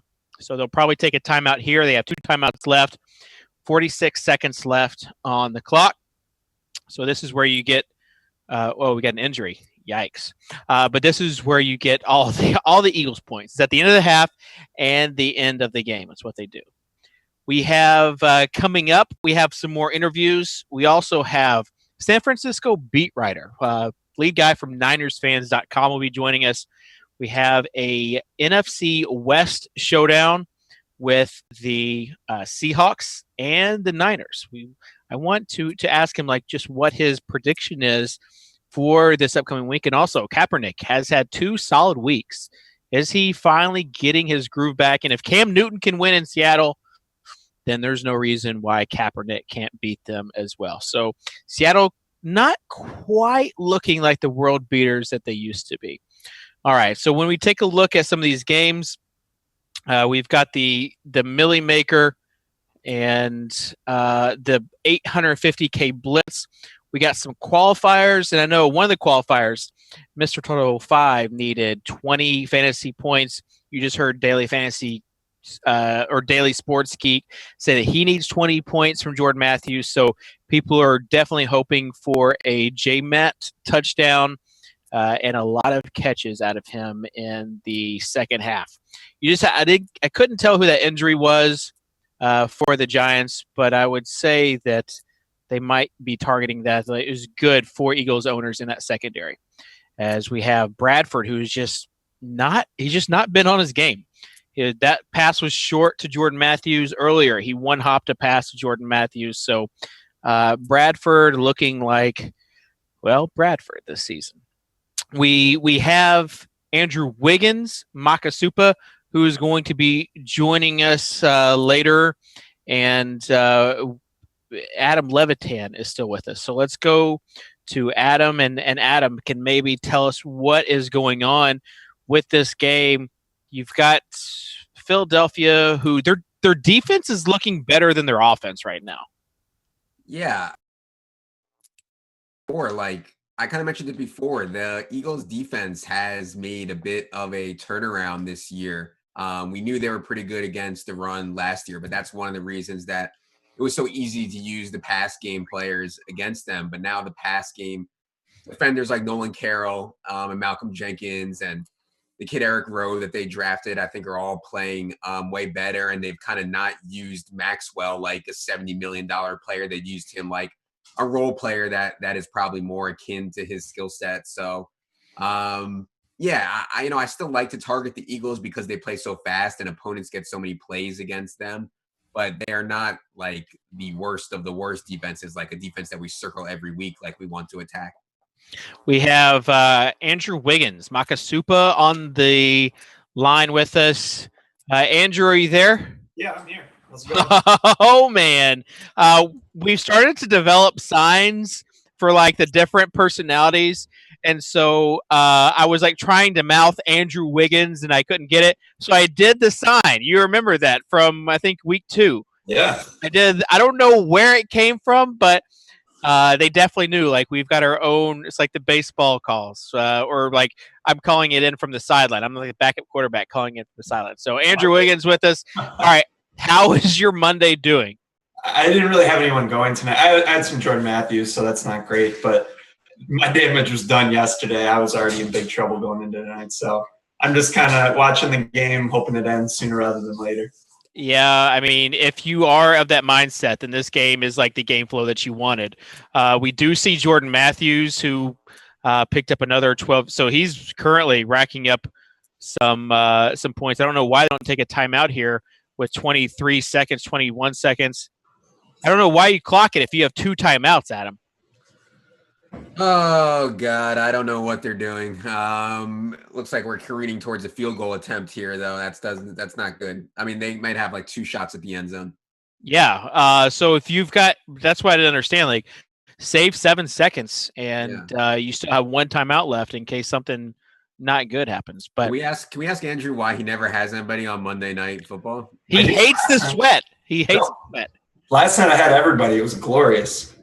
Antonio Gates and Le'Veon. Yeah. I was down huge going into the night, and I ended up being a winner. So that was great. Well, Cardinals Ravens next Monday, you might have some players. Yeah, that's going to be a really fun game. Oh man, this defensive lineman Jenkins is going nuts, just going nuts. So we're going to have probably a late hit on the quarterback, and that's going to be interesting. So you've got, this is where those Bradford, like you want Bradford if you've got him to obviously throw a touchdown here. And if they get up 2 touchdowns, I forget who had the ball first. I think it's the Giants had the ball first. But if they get up 2 touchdowns and get the ball back, that's the flow that we want. Because Chip Kelly's not taking the foot off the gas, but at the same time, you've got the Giants that will be trying to play hurry up, and they will not be running these little 2 or 3 yard plays. So we've got 13 seconds left, and we've got a sack. So there you're going to see the first timeout. Again, I don't know why they didn't immediately call it. Like, why aren't they immediately calling the timeout? Maybe something's up with the clock. But I guess we're going to see a field goal. Man, what a waste. What a clock management waste from Chip. Is like Andy Reid. That's pretty bad. Hard to understand what they were doing there. When you have 2 timeouts, this was like yesterday. Someone had 2 timeouts and did kind of the same thing. It's just kind of a momentum killer too, because they were finally starting to move the ball. It just felt like they were going to score a touchdown there to come up with the field goal. Just feels like they left some points on the field there. Yeah, when you're gifted that questionable call as far as late hit, you try to take 2. It shows Chip Kelly just downing some water. But you try to take at least 2 shots at the end zone. They get 1, and they had 2 timeouts left. They blew it. Who sank you, Andrew? Was it Eddie Lacy? Don't tell me it's Eddie Lacy. Like on DraftKings, my teams were pretty good. Part of it was just kind of like a weird allocation where some of my higher stakes heads up games, like my highest stakes one, I ran to a guy that scored 200. I had a lot of Hopkins. I guess Deion Lewis was probably my biggest issue. I think I put him on 3 of my 4 lineups, and I thought, his price came up, but on DraftKings with the PPR, I thought he'd catch 4 or 5 balls at least. So I liked him. Maybe with the injury concerns, I should have just gotten off of him. I don't know if that was a factor or not, but there was always the risk that Blunt would just do what he did. So, and I had Gronk and Edelman, and they were fine. But when you have like some of the other high-scoring guys like Calvin, and sure would have been nice if Larry Fitz had gotten another catch to get that bonus. So it was kind of just like a little bit off on a lot of those things. And yeah, I mean, Brady was fine, but if you paid for Brady, which I didn't on a couple of the teams, it's not great when Stafford and Kaepernick and really all the cheap guys did well. So I don't know, not a terrible week, but not a good one either. All right. You also called, Andrew, that Stafford was going to win someone $1 million. Yeah. So maybe not the tight end whisperer, but the quarterback whisperer. Like, why don't you have any teams if you thought that Stafford was going to win $1 million? Like, we should be interviewing you and Adam. I had 150 Stafford Calvin stacks in the Millie Maker. Oh, when? It didn't do me much good. You stepped, like, it's tough because you had to just basically not step on some of those bombs. Like, the running back situation was just brutal this week. I missed it. Yeah, that was really my issue. I forgot my biggest problem everywhere was West. I thought, especially on DraftKings at 4K, PPR, I thought you'd catch a few balls. And, I mean, their offense was just a disaster, and he didn't get very many touches. And I got 4 points out of him. And then I liked Adrian Peterson a lot in tournaments because he was a little bit more expensive. So I thought he'd go under owned with Foster and Forte there. And he was a disaster. So, yeah. All right, we have some questions again.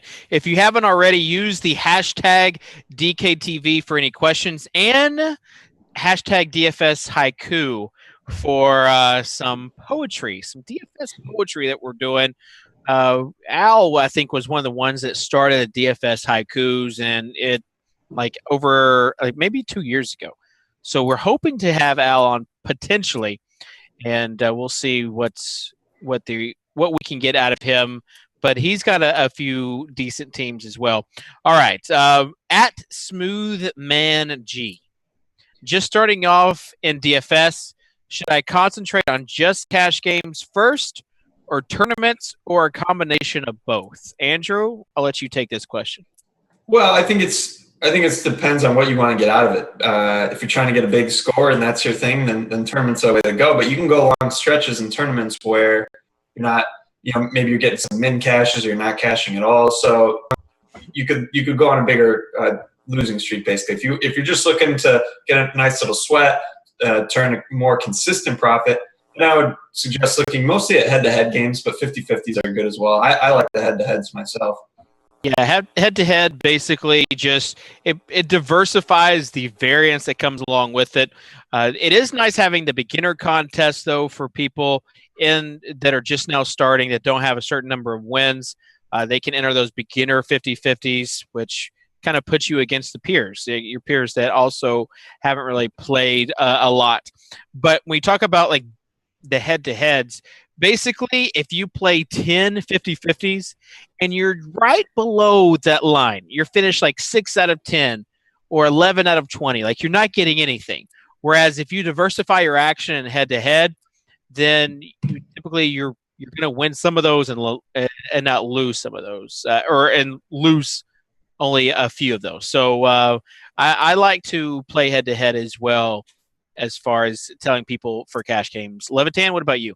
Oh yeah, head to head for me for sure. And I think for beginners it can be very frustrating. Like me and Andrew both had the Stafford Calvin thing, but it's frustrating to not really get very much money, even though we had Stafford Calvin back. So yeah, if you had Stafford Calvin in head to head or 50-50, chances are you cashed. And I'm all about the slow grind, man. I don't chase the dreams of the Smiz life. I'm happy with me and Jerry just getting some treats and grinding it out a little bit. Yeah, we have Andrew like being on all the commercials. Like, this guy's a super fist pumping, like silent fist pumping on all the commercials. Well, I'll tell you, I mean, this NFL season, I haven't had a great season, and I think a big part, it's a long season, so I'm not getting too worried about it. But last year, I really only played heads up and 50-50s, and it was just no huge weeks, but most weeks I was winning, and it was just a steady incline. This year I've tried a lot more for the tournaments. And I haven't had a big tournament score. So I've had the depleting part of playing all the tournaments. And also it's a little bit more of a distraction with the cash game. So, it's a little bit more stressful, a little bit more frustrating. But, of course, you have the lower lows and the higher highs. So hopefully I'll find those highs at some point this season. That's the thing. There's the ebb and flow of games and getting on that quote-unquote hot streak for daily fantasy, where you just find yourself making all the correct decisions. All right, what would you name the Colts punt play? Can I say butt sauce on yeah, a lot better than what Andrew probably will say. No, I can't top that. Let's go with butt sauce. I don't know what that even means. But again, it's probably less than what I expected out of you, Andrew. Last question, and we're gonna have Al on. But last question: thoughts on Eddie Lacy going forward with Starks having such a monster game? Like, is this? I think I pretty much know the answer. Like, just stay away. Yeah. We talked about it earlier. I mean, unless he gets in shape and starts playing better than Starks, I don't think there's any reason for the Packers to go away from a committee, at least. Their offense functions just as well with Starks as it does with Lacy. All right. We're going to have Al on shortly with us. We'll remember, use the DFS haikus. So we've got some good ones coming in. And one of them, the 5 syllables, is DeAndre Hopkins. Like, that's the first line. So that's a pretty good one. DeAndre Hopkins would be a good first line. You got love. Adam is counting to himself, DeAndre. And how many people right now doing these haikus are doing this right here, looking up in the air and then saying the haikus? All right, one more question. I lied. Can we expect Hopkins and other wide receivers to keep up this level of consistency over running backs? I already gave my Hopkins thing. Go ahead, Andrew. Yeah, I mean, it depends on the receiver. If you can anticipate Hopkins getting the same amount of targets he's been getting all year, then he's going to be pretty consistent. Because really, the reason we often prefer running backs is the volume. You know, they're going to get 20 touches, give or take. And usually with wide receivers, that isn't. Sometimes there are exceptions. I thought it would maybe be a little bit more Foster, especially Hopkins. I think both those touchdowns were late. Certainly the last one was very late in the game. And I kind of thought maybe that'd be Foster's time to shine, and it wasn't. But Hopkins had a little bit of a quieter first half. So his price has come up. I'll probably be a little bit careful with it now that I think Adam said earlier it's a fair price now, or before he was underpriced. So he's not like an auto play, but I think he just gets open with ease, and he's going to continue to have big games throughout the rest of the season. You just had the Star Wars The Force Awakens preview on. Sorry, guys, I took you away from that.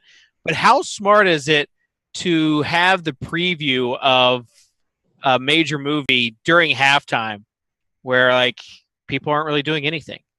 I liked how they were like advertising that they would have the preview during Monday Night Football, which was cool. I mean, I couldn't hear it, but I could see it in the background. It looked pretty sweet. Are you a Star Wars fan? Not like a diehard or anything, but I like Star Wars just like everybody else. Did you ever dress up as a Star Wars character? No. I find that hard to believe. Adam? Come on. I watch sports, man. Let's be honest. I knew Adam. Adam is like the ultimate sports guy. I guarantee you that Adam at one point in his life is dressed up as a coach for Halloween. Like you just put on a headset. I have so many jerseys. I got to wear them at some point. You know what I mean? Okay. So that actually is a question as far as what's the best Halloween costume you ever had growing up?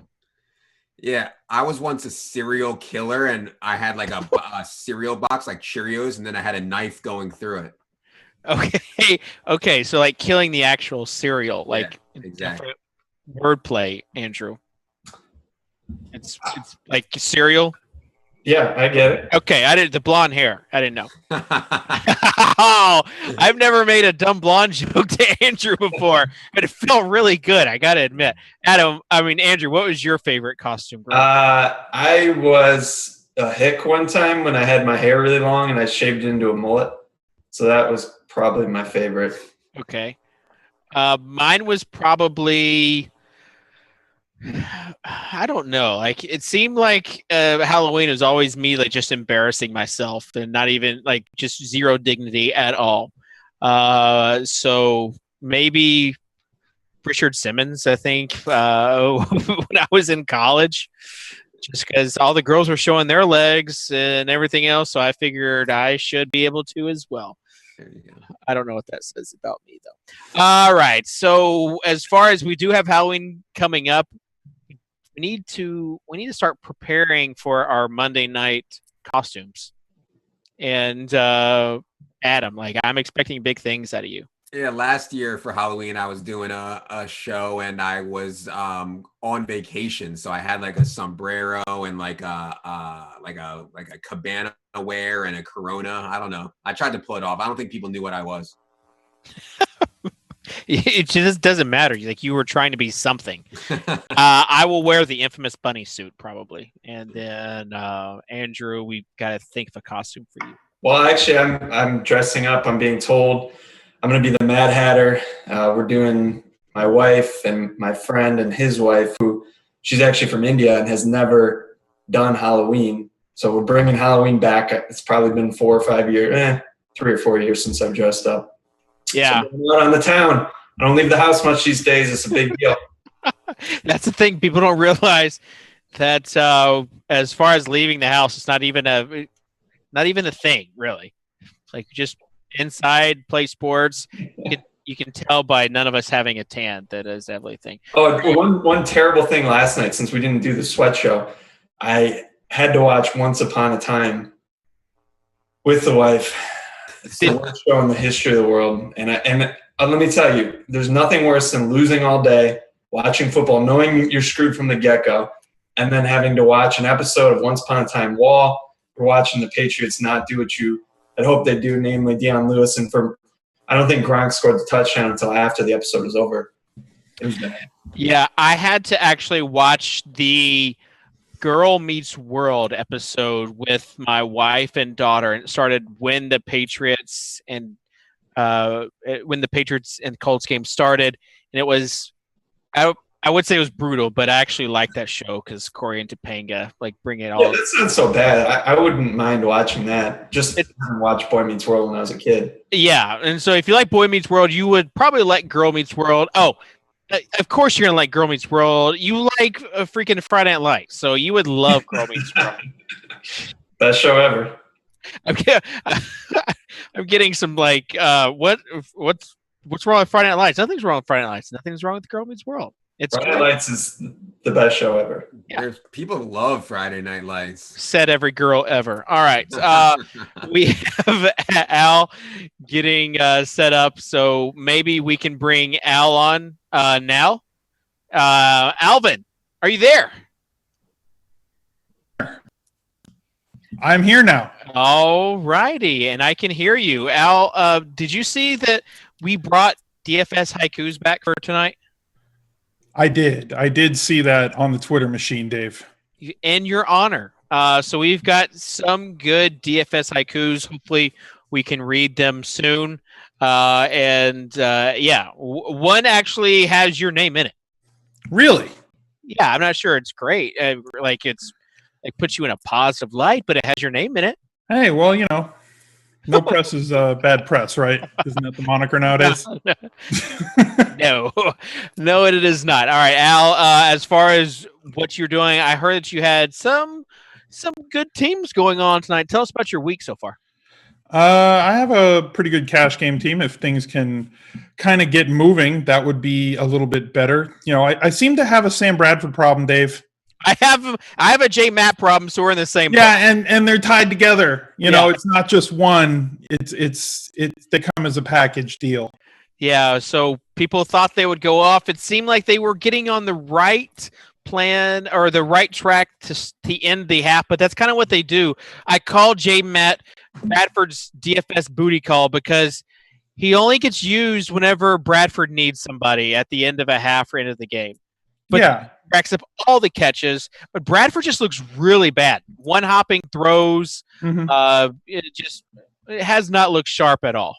Yeah, he has not come out looking like the way that we thought he would. He had looked good in the last two games, but has not looked good tonight so far. And as you said, just missing people entirely. On the interception that he threw, Ertz was absolutely wide open. He just, nope, not going to throw that anywhere in the vicinity that you catch that thing, and obviously gets picked off. Did you see the clock management skill? Someone needs to come up with a clock management haiku. Do it, and I will guarantee you, as we see Larry Donnell sitting sadly on the sideline. I hope he's okay for someone's cash game lineup. But as far as that clock management, it was terrible by Chip Kelly. I did not see. You know why? Because with 2 minutes, it was 2:20 left, and he skipped that ball to J-Matt, and I said, forget it. I'm going upstairs because I got to shave to get ready for this show with David Kitchen. I can't go on the air with, the worldwide leader in sweat shows and not look clean shaven and prepared and ready to go. So I went upstairs and I shaved. And by the time I got downstairs, they were just running into the tunnel from half. So that must have been the longest 2 minutes and 20 seconds of Monday Night Football history. Yeah, it was. And thank you for shaving for us, Al. I think I speak for everybody. Got the nice chin strap going on. All right. We've got some DFS haikus, and I'll read them, and you kind of tell me what you think. The first one from Phenom02. I'm sorry. This one, let's stay on this. This one is from P. Daddies. Or no, it's from Modestly in Motion. Sorry. Al Smizzle Fizzles. Bring back the sock puppets now. Actually, no. that is a good one. Al Smizzle Fizzles. Bring back the sock puppets now. Actually, no. For people that do not know, you actually had a whole sock puppet show last year. Yeah, that's for the old school watchers. The people that were in from season 1. They really remember the sock puppets. That was probably my favorite show that I've ever done too, because you guys did. See, this is what people think, oh, we have this all storyboarded out and we know what's going to happen. And you guys knew what I was doing. You did not know that I had sock puppets made for each of you. You did not know what to expect. And then the Drew puppet came up and Socrdave came up, and the reactions to me were just priceless. Yeah, and the CSU, whatever the CSU one was. Yeah, we have a long Bradford throw to Cooper. Huff was seen on the sidelines playing with his shin, so I'm not sure what's up with him.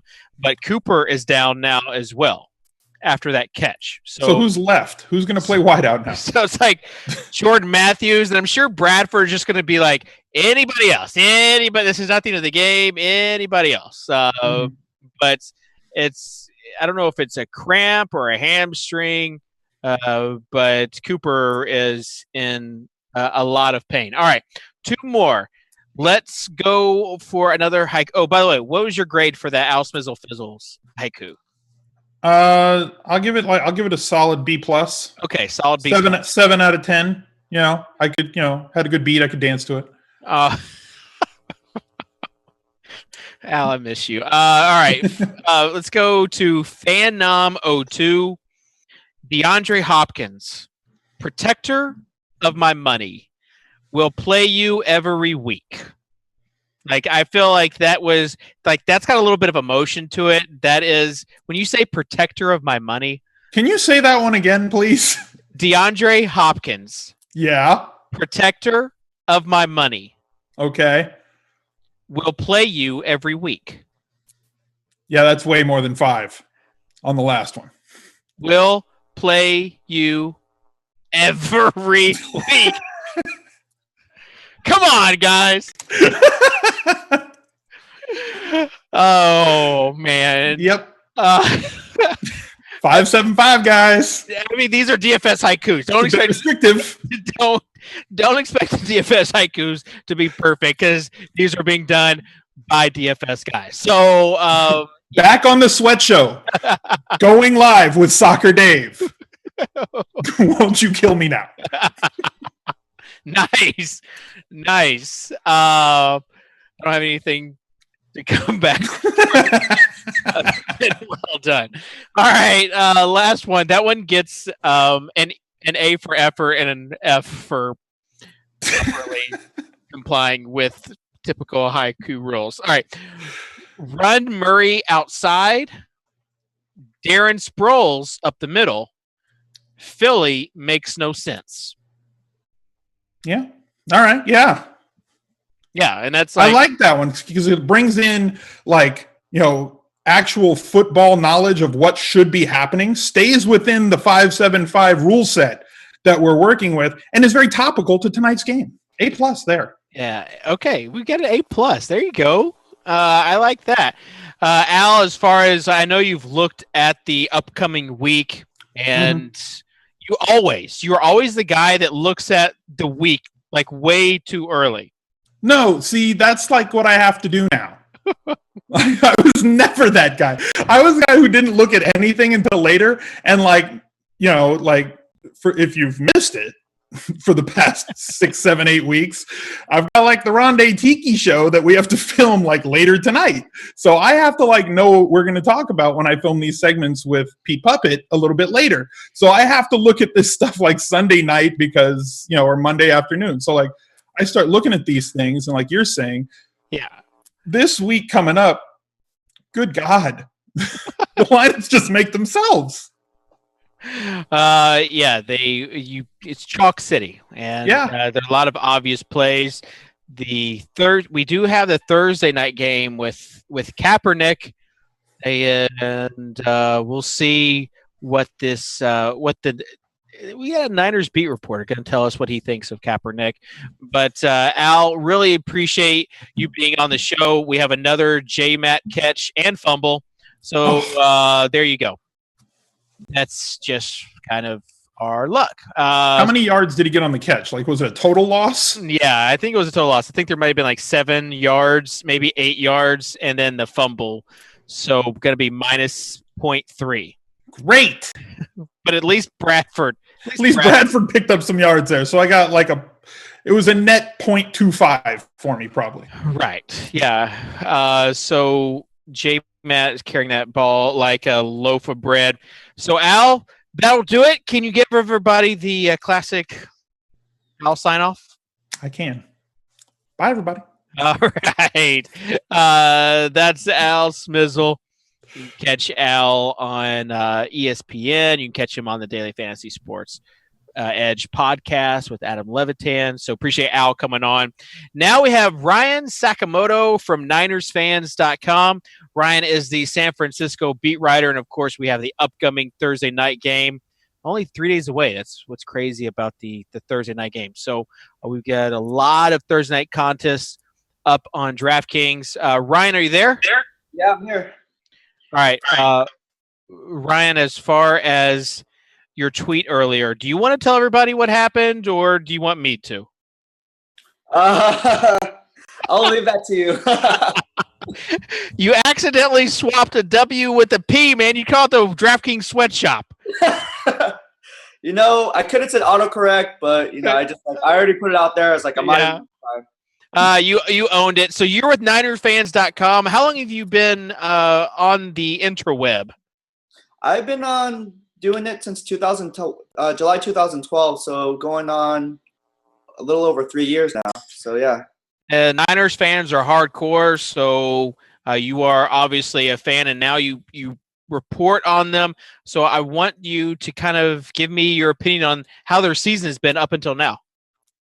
It's been a roller coaster ride, that's for sure. When you look at it from 5 games in, you look at the way the team's going.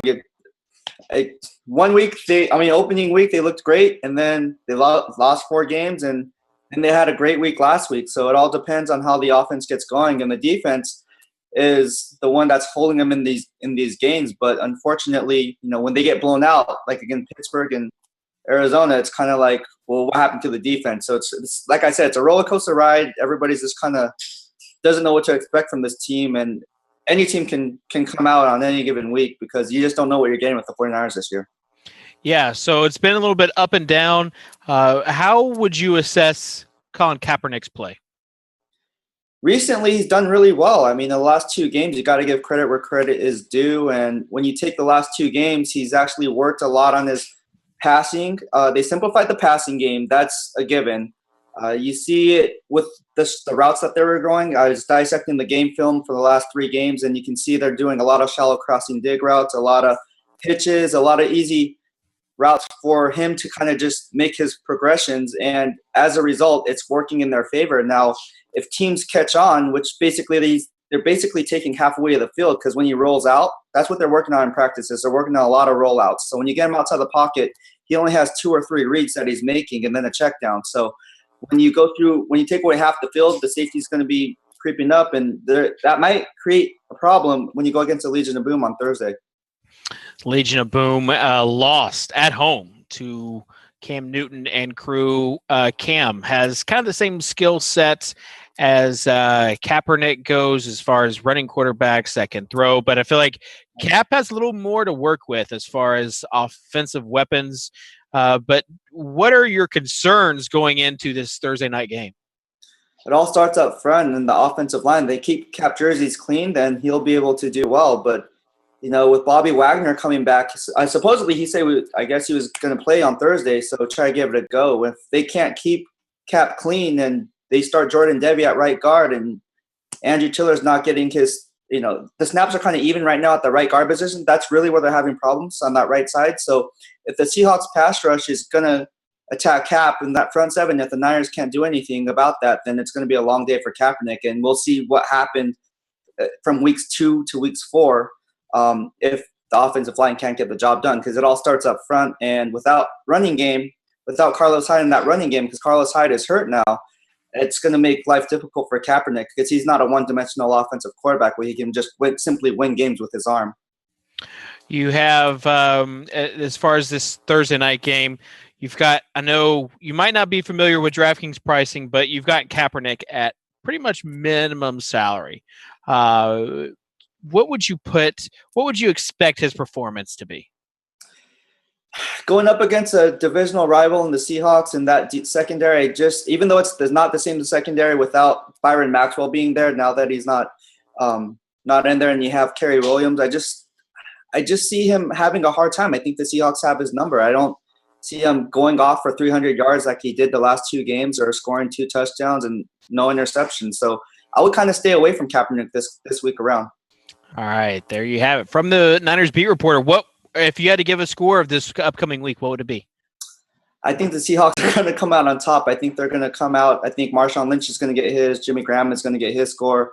Carlos Hyde, as you know, is struggling. So with that offense really not taking off and being stagnant, I just see the Seahawks winning 24-13.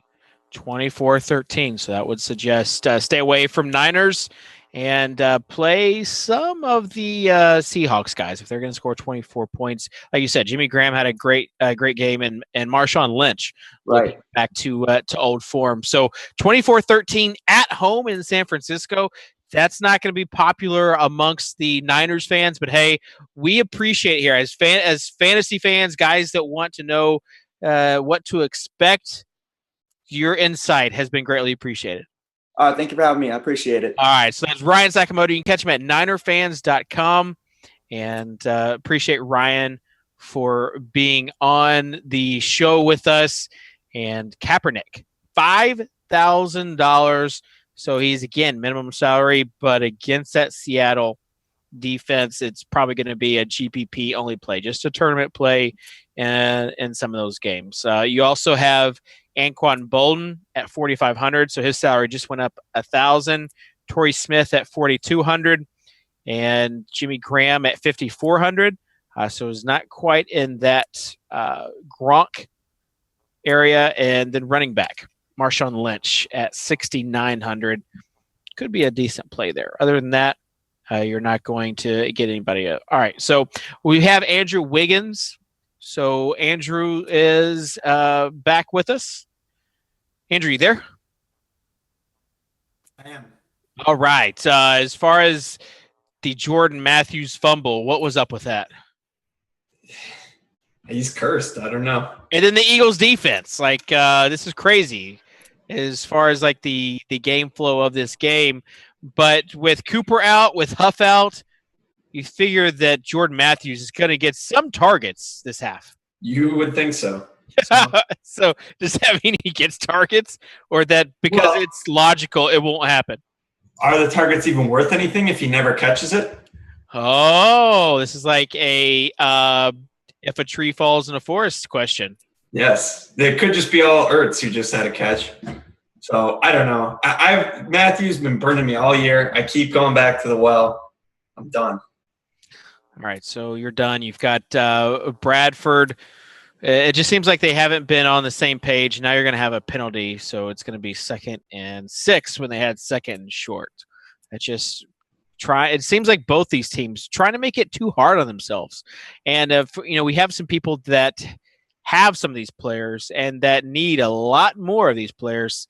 And it's got to be frustrating. Like, this is one of the frustrating parts are these island games, these TV games, which you're expecting a lot and you haven't had them. And we've had a few, starting from week 1 with the Giants-Cowboys game. And then really the one Monday night game that went off was the Chiefs and Packers. Other than that, not too much. Yeah, even last week where there was a decent amount of fantasy scoring from the players, the game itself wasn't that high scoring. Yeah, and even like Keenan Allen was one of the most heaviest owned guys last week. Didn't have that much, and it seems like a lot of scoring came at the end. Yep. All right, let's take a look at the perfect lineup. 47.7 was the cap. So leave 1,000 or leave 2,300 on the table for this lineup. Stafford, Chris Ivory, James Starks, Hopkins, Bryant, Keenan Allen, Greg Olsen, Alshon Jeffrey, and Dolphins. Let's say you went Starks, you had 2,300. So that would put you at 56. So who would be a running back at 56? Lewis was 58, so that kind of puts you. Well, you already have Ivory on there. It's 51. Yeah, probably. Yeah, we'd have to work with that, but that was your perfect lineup. Maybe not a realistic one with leaving 2,300 on the table. Have you ever done that where you leave money on the table? Yeah, I mean, especially in the Millionaire, I don't mind, and sometimes I like leaving 300 to 600 on the table just to try and get a little bit of diversification. But we haven't really seen a ton. I mean, we haven't had any high finishing teams that have been duplicates that I've seen all year, have we? Not too many, no. So I think in football, it's maybe not as important, but some of the other sports like golf in particular, maybe it's pretty important because you get some big overlap in those games. And of course, you don't want to be splitting first place when it's a pretty top heavy game. It's important that you get that whole thing if you're ever lucky enough to win. So yeah, I don't mind leaving money. But I think if you're over $1,000, it's probably a bit excessive.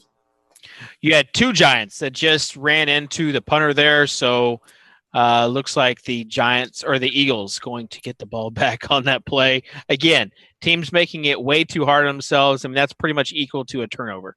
That's equal to a fumble or a muffed punt. Do you think that defenses should get credit for turnover on downs? Probably. I think they should. So I don't know why we don't have that. Because That's a big one in basketball that I would really like is if you take a charge.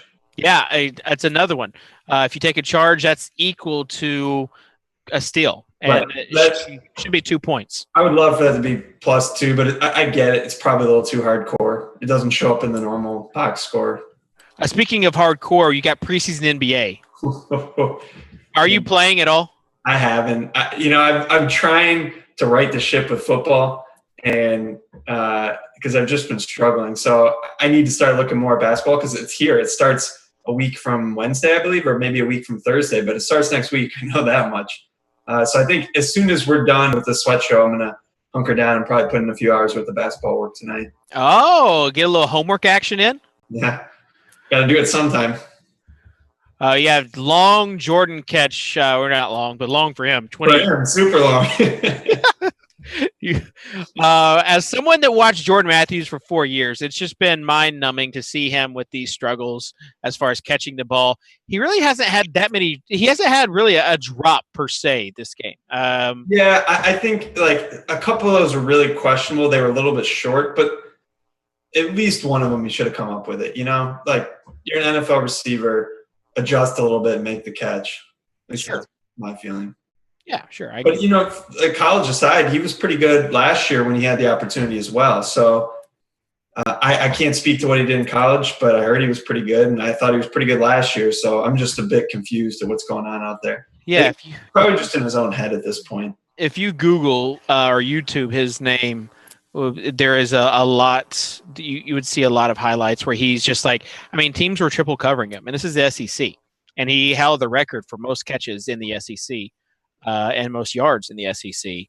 So playing in it's pretty good. Yeah, playing in that league, I'm just telling you, he was going up against 3 guys and catching the ball. So seeing him with some of the struggles he had, I think some of it has to be a mental thing, but he'll right the ship. The thing is, like some of these balls that are thrown to him are not exactly great balls, which fun fact, did you know who one of his quarterbacks was at Vanderbilt?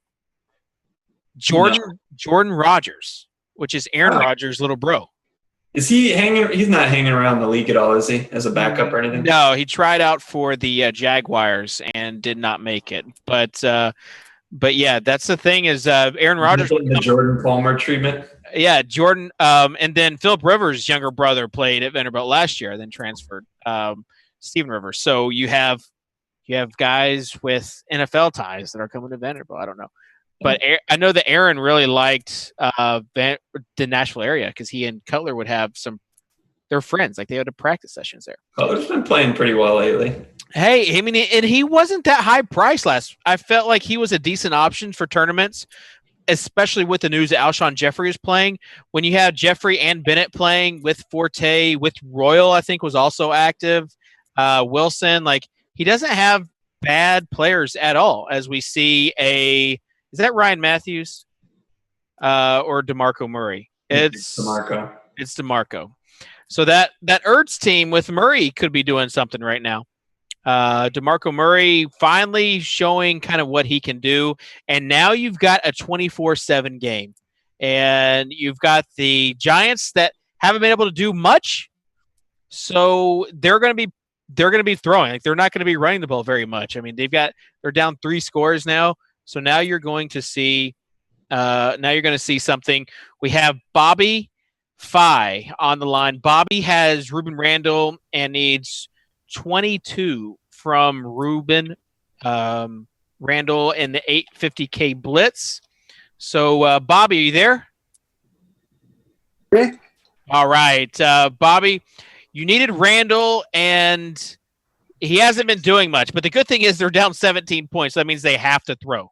Yeah, they have to throw. I actually don't mind the spot I'm in too much. I'm more concerned with the number of points. I don't think I can get first. I'd be very happy with second, which I think is a very real possibility. I haven't said that very much, but this is one of the really good DraftKings flat payout structures, and I really am appreciative of that because I think I have a real shot at second. I think Randall's going to get a bunch of touches in the next couple minutes. Yeah, you've got Randall. You have Odell. You wonder like how healthy Odell Beckham is as well. Like if it gets to a certain point, will they just sit him and make sure that he doesn't hurt? Well, originally that's why I had Randall in this lineup. I mean, to be honest, I feel like the lineup that I'm having a good run with it was a dynamite lineup. I had trouble with that one spot, and Odell Beckham was the number one player coming into this week, but with the health concerns, he was out of there. And I thought that Randall was a great pivot, obviously for a lot less, and I could get Calvin Johnson and Hopkins, which is why I'm still in this thing. But I really think that my upside for Randall is a lot dependent on the health of Beckham and how much attention he draws in the next few minutes. Yeah, in that 850K blitz, you are in 15th with Randall, 208 score. Let's take a look at your lineup.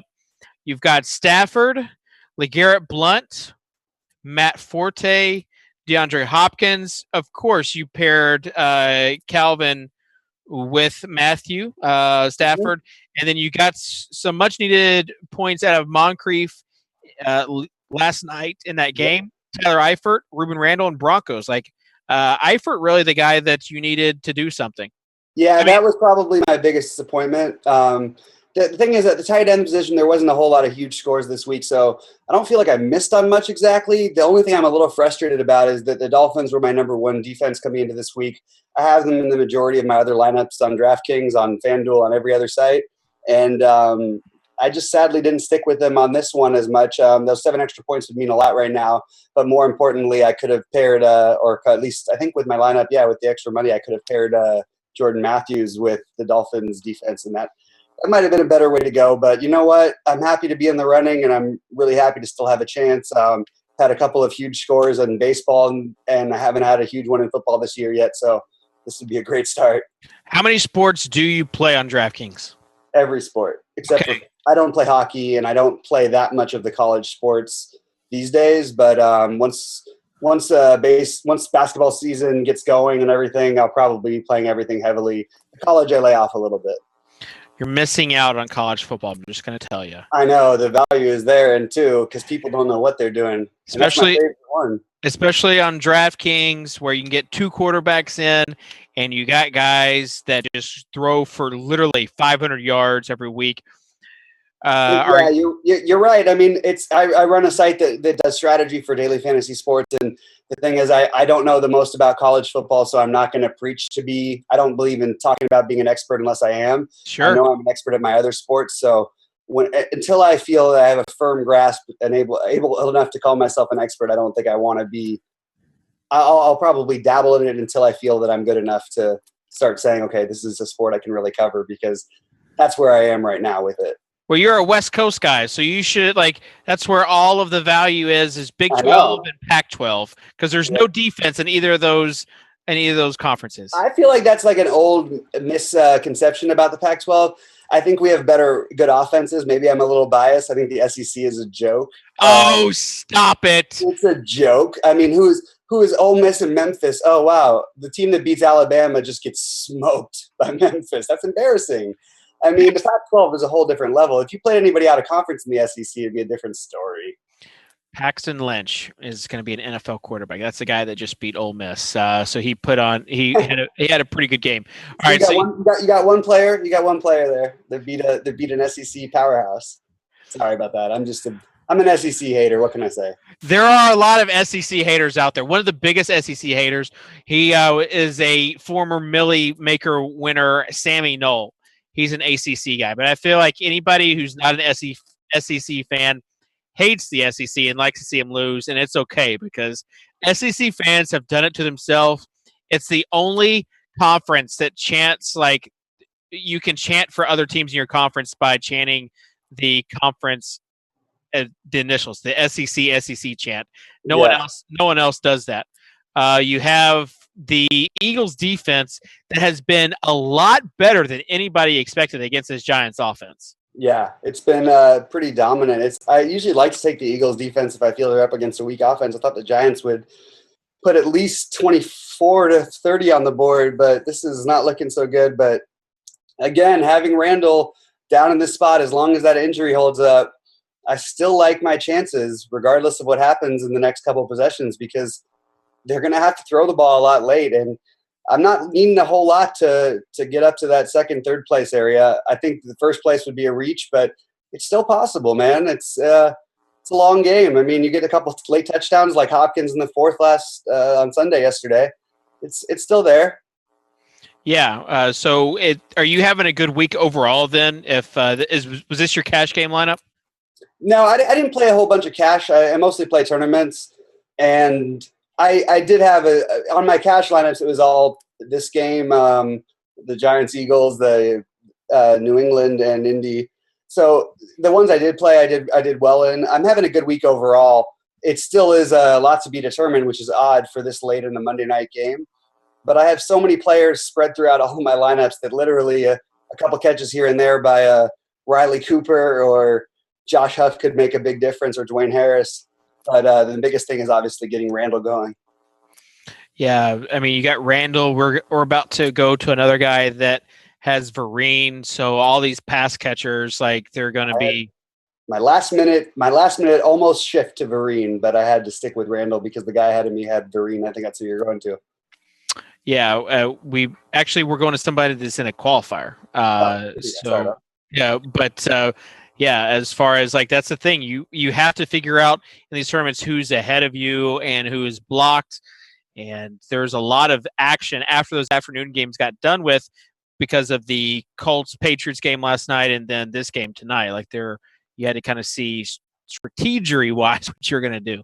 Yeah, I have to say, and I don't want to talk beyond my welcome, but one thing about DraftKings that I love is the late player substitutions. I think it is really nice to be able to adjust late, and I think it's like a different way of playing the game. And I do a lot of adjusting after the first games are over, after the second games are over, and it has a lot to do with people who are ahead of you, things like that. And there's a lot of strategy that goes into it, other than just the guys who think are going to have the best day.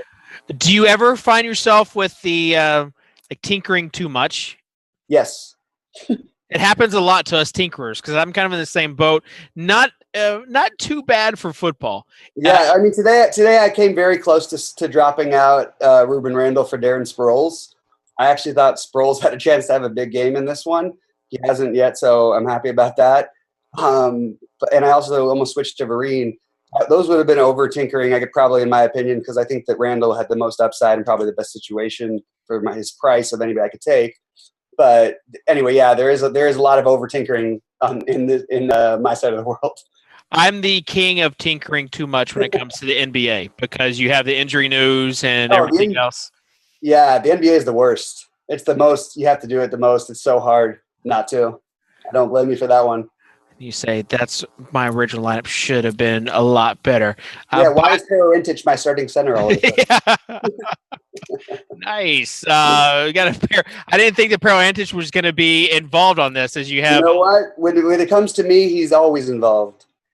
There you go. You just had a long interception, and it looks like the Giants are going to get the ball back with decent field position now. So Riley Cooper and Bradford not on the same page. Bobby Firestone, Bobby Fi. You can catch him on the Twitter machine at Bobby Fi.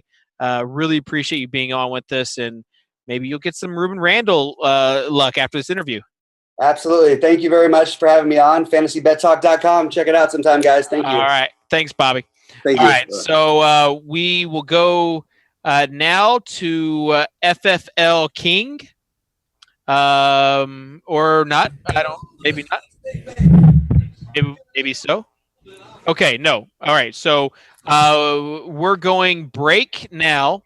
And then after that, we'll have a couple interviews. And one of those interviews, FFL King. Another one is Lofty, at Lofty_D. He is the coolest guy I know. And we'll be talking about his recent article in the Washington Post. So if you haven't seen that, go check it out. But yeah, we'll be right back after this. Thanks for sticking around for the Monday Night Sweat Show here for DraftKings.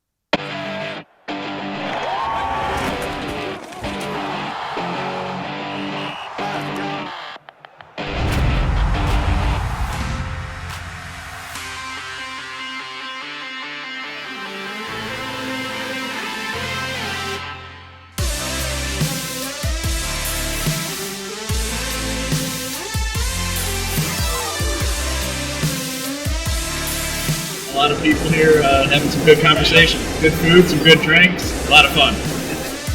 I've had a drink in my hand nonstop. Hopefully I become a lot richer by Sunday.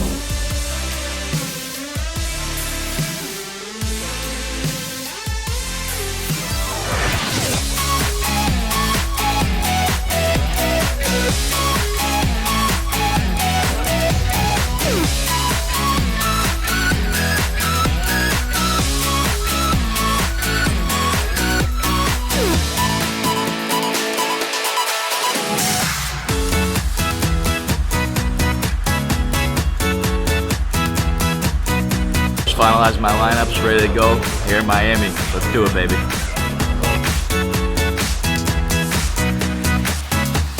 Kickoff, ready to go.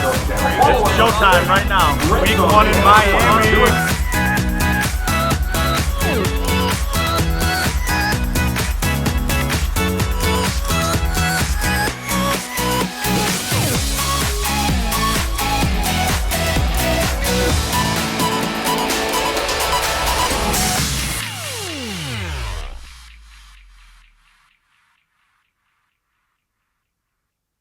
They say it's good to have goals, but what about assists, saves, and shutouts? With daily fantasy hockey on DraftKings, every time the puck leaves the stick, you could be netting cold hard cash. Hockey just became a high-scoring sport. Build the ultimate fantasy lineup by balancing the big salary stars with diamond-in-the-rough prospects. Decipher the studs from the duds with DraftKings player cards. All the stats you need to make the right call are at your fingertips. Consider pairing teammates on your roster. If their line scores, you earn points for the goal and assists. When you're set, click submit and watch your handcrafted lineup rack up points. Kick save or not, it's still a beauty. Track your lineup on the couch or on the go.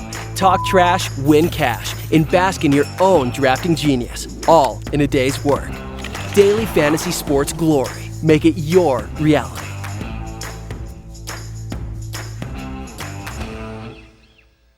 Okay, here's what you need to know to start winning real cash prizes playing one-day fantasy basketball at DraftKings. Whether you browse on your computer or on the free mobile apps, the game's the same. First, select your game. Browse the featured lobby or view all NBA contests. Choose from many marquee tournaments, head-to-heads, and beginner-friendly contests. Pick your contest and you're ready to draft. For all NBA contests, you'll draft a point guard, a shooting guard, a small forward, a power forward, a center, another guard and forward, and a utility player, which can be any player of any position. Your goal is to build the best 8-man roster under the $50,000 salary cap. Each eligible NBA player from that day's games is assigned a salary. They'll earn you points for baskets, assists, rebounds, and more. Once your lineup is complete, click submit, and that's it. Track your team online or on our free mobile app to watch your squad rack up points in real time. And when the last game is over, bask in your own drafting genius as your winnings are automatically credited to your account. More sports, more winnings, more millionaires. It's a whole new season every week at DraftKings.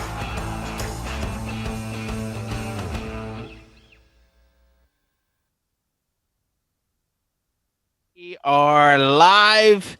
We're live here, and I think there was a fumble.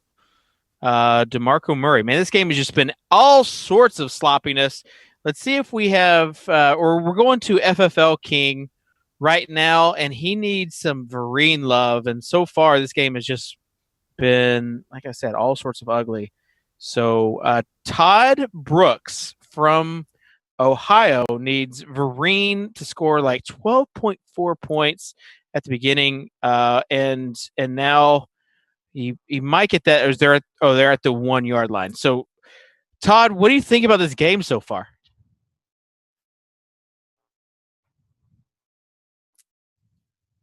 All right, you there? All right, we might have to come back. Okay, we might have to come back to Todd. We'll come back to him right now. There was 12 men on the field for the Giants. I mean, how bad is this Giant? Like, just unnecessary penalties. Coughlin is going to just absolutely murder someone at the end of this game. So they have been terrible just giving up plays to the Eagles. So the Eagles escape a long sack on that. And you have, let's see, can we go back maybe to Andrew Wiggins now? Let's see if we can go to Andrew. Andrew's one of the DraftKings analysts. Andrew, you there? I'm here. We just had another J-Matt catch. They just tried to body slam him. But how bad has this Giants team been just giving up plays to the Eagles? Yeah, pretty bad. These kind of the Giants every year, they always ebb and flow where they have a few games that look really great and then a few games they look terrible. Eli in particular so far this year has been mostly pretty good. He hasn't been turning the ball over, so they would probably do for a game like this. You have Jordan Matthews now starting to do a little more, and he is up to, let's see, that lineup, I don't have him. I don't know who he's up to. I thought I was pulling up the correct lineup. But I think he has like 6 catches now, and one long play could get the bonus. Did you see the Kaepernick to Bolden play yesterday where it was a long throw and got both of their bonuses on the same play? Yeah, and they challenged it. So the way the game was going, I wasn't sure that Kaepernick was going to get the bonus if they took that away. I was sweating that pretty hard myself. It was a 14-point swing. If they would have called that back, and luckily for you and me, people that had Bolden in there, they did not. So right now you have the Giants just looking abysmal, giving up points. You've got Jordan Matthews with 59 yards, so still needs 41 yards, but he does have 6 catches. And that's like his line every game all year. Yeah, and it's still in the third quarter, so he could get up to 15 points, 16 points. As we see a long play, great play action there, and that's Miles Alston. So Bradford also starting to pick up some points, and Chip Kelly's not going to take his foot off the gas, I don't think, at least. Yeah, this Philly offense, that's what they need, is they need that play action working. And so early on in the season when they couldn't run the ball, it just wasn't a play that they were using, and when they did, it wasn't effective. So once they start getting this going and they can get the shots down the field, everything starts running a lot smoother. Yeah, they just went to Zach Ertz again, a long play, but you have to think that as much as they can punish this Giant squad, they're going to. Divisional game, this is just kind of Chip Kelly's style. He's never the guy that is just running the ball out at the end. So I think this is probably best case scenario for having both the players in both these teams. Like you have kind of hope that either one of these guys could do something. Yeah, I think the concern on the Giants side of the ball is just how healthy is Odell Beckham and Ruben Randall, because they haven't been very effective. I mean, ODB came out hot and he hasn't done anything. And Randall's looking like he's gimping around out there, so that's a bit of concern. Yeah, and that's the thing is when you're down, if they score again, let's say they're down 24 points, at what point do you rest Odell? You know, what do you say? It's probably just it's a wash at this point. Let's not even worth it. Yeah, I would think the smart move would be to rest him at that point, but you never know. You do not ever know. All right. As far as have you looked at all towards this upcoming week, this Seattle San Francisco game where cap is minimum salary? Is that enough to entice you to use him? Well, I used him this week, but it was a spot where he was at home in what I thought was a really good matchup.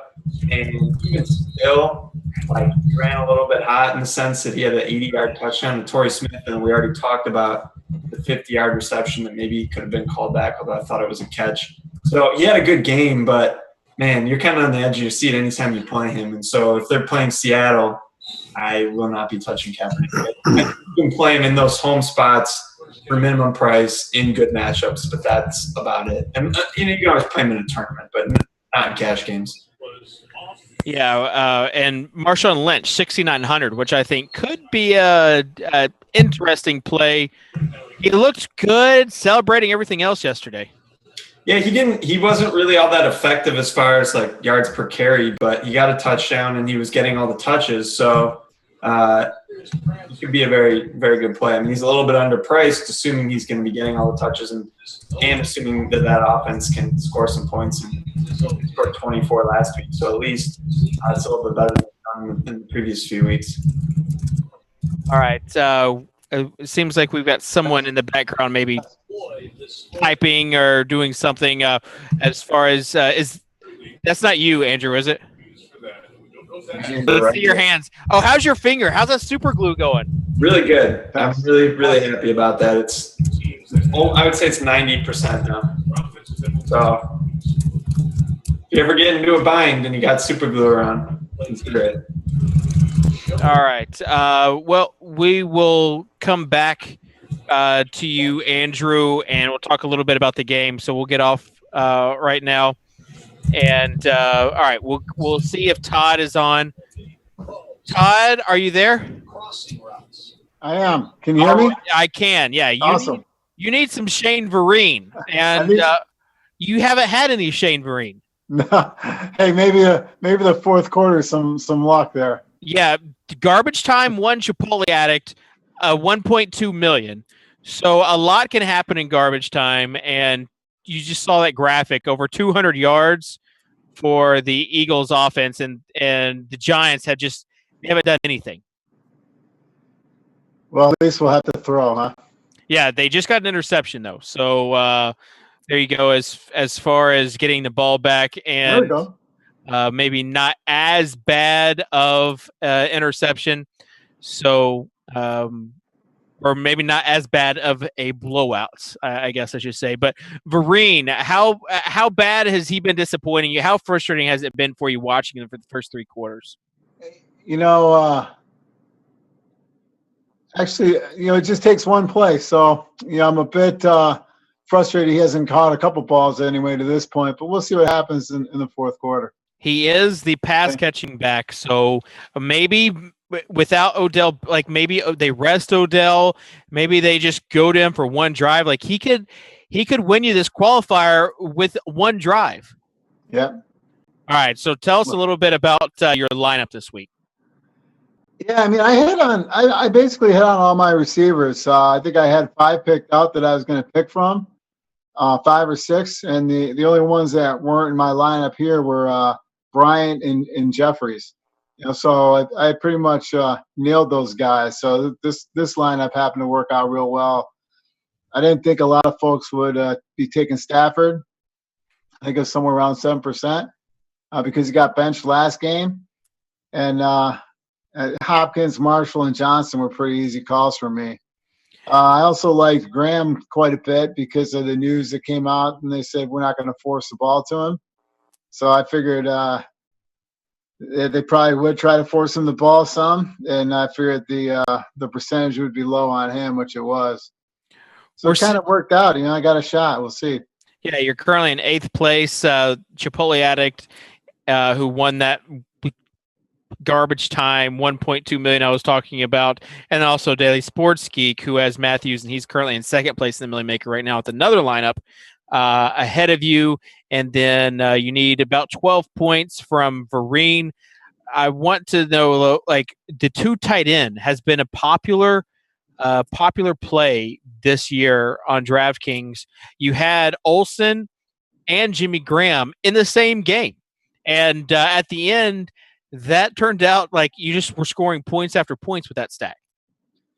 Yeah, that worked out. I didn't know quite how it was going to pan out, and I was just about to board a plane when they finally finished scoring, in the late second half. So it would force me to get the internet on the plane. Okay. to watch what was going on with Blunt. If you're paying for airplane Wi-Fi, then that could be even more tilt. The only thing that would not tilt you for airplane Wi-Fi is LeGarrette Blount catching a touchdown pass there at the end. FFL King, does that mean Fantasy Football League King? Yeah, that's right. Okay, so you are a season-long fantasy guy then. now you're playing daily. Yeah. Yeah, I mean, I've been playing for about 20 years now, so the daily thing caught my interest a few years back. And now you're playing DFS. How has your season-long league been affected as far as the number of leagues that you were in compared to now? Has it been any of a change?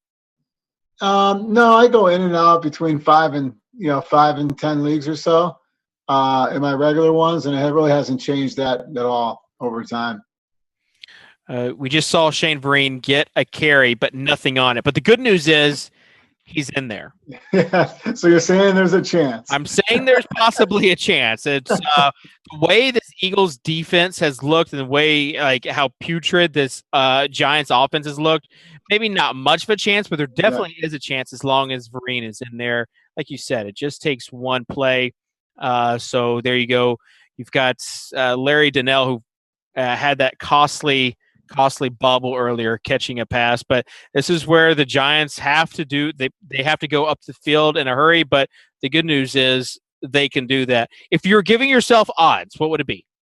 It's probably got to be like 1 in 200. 1 in 200. Okay.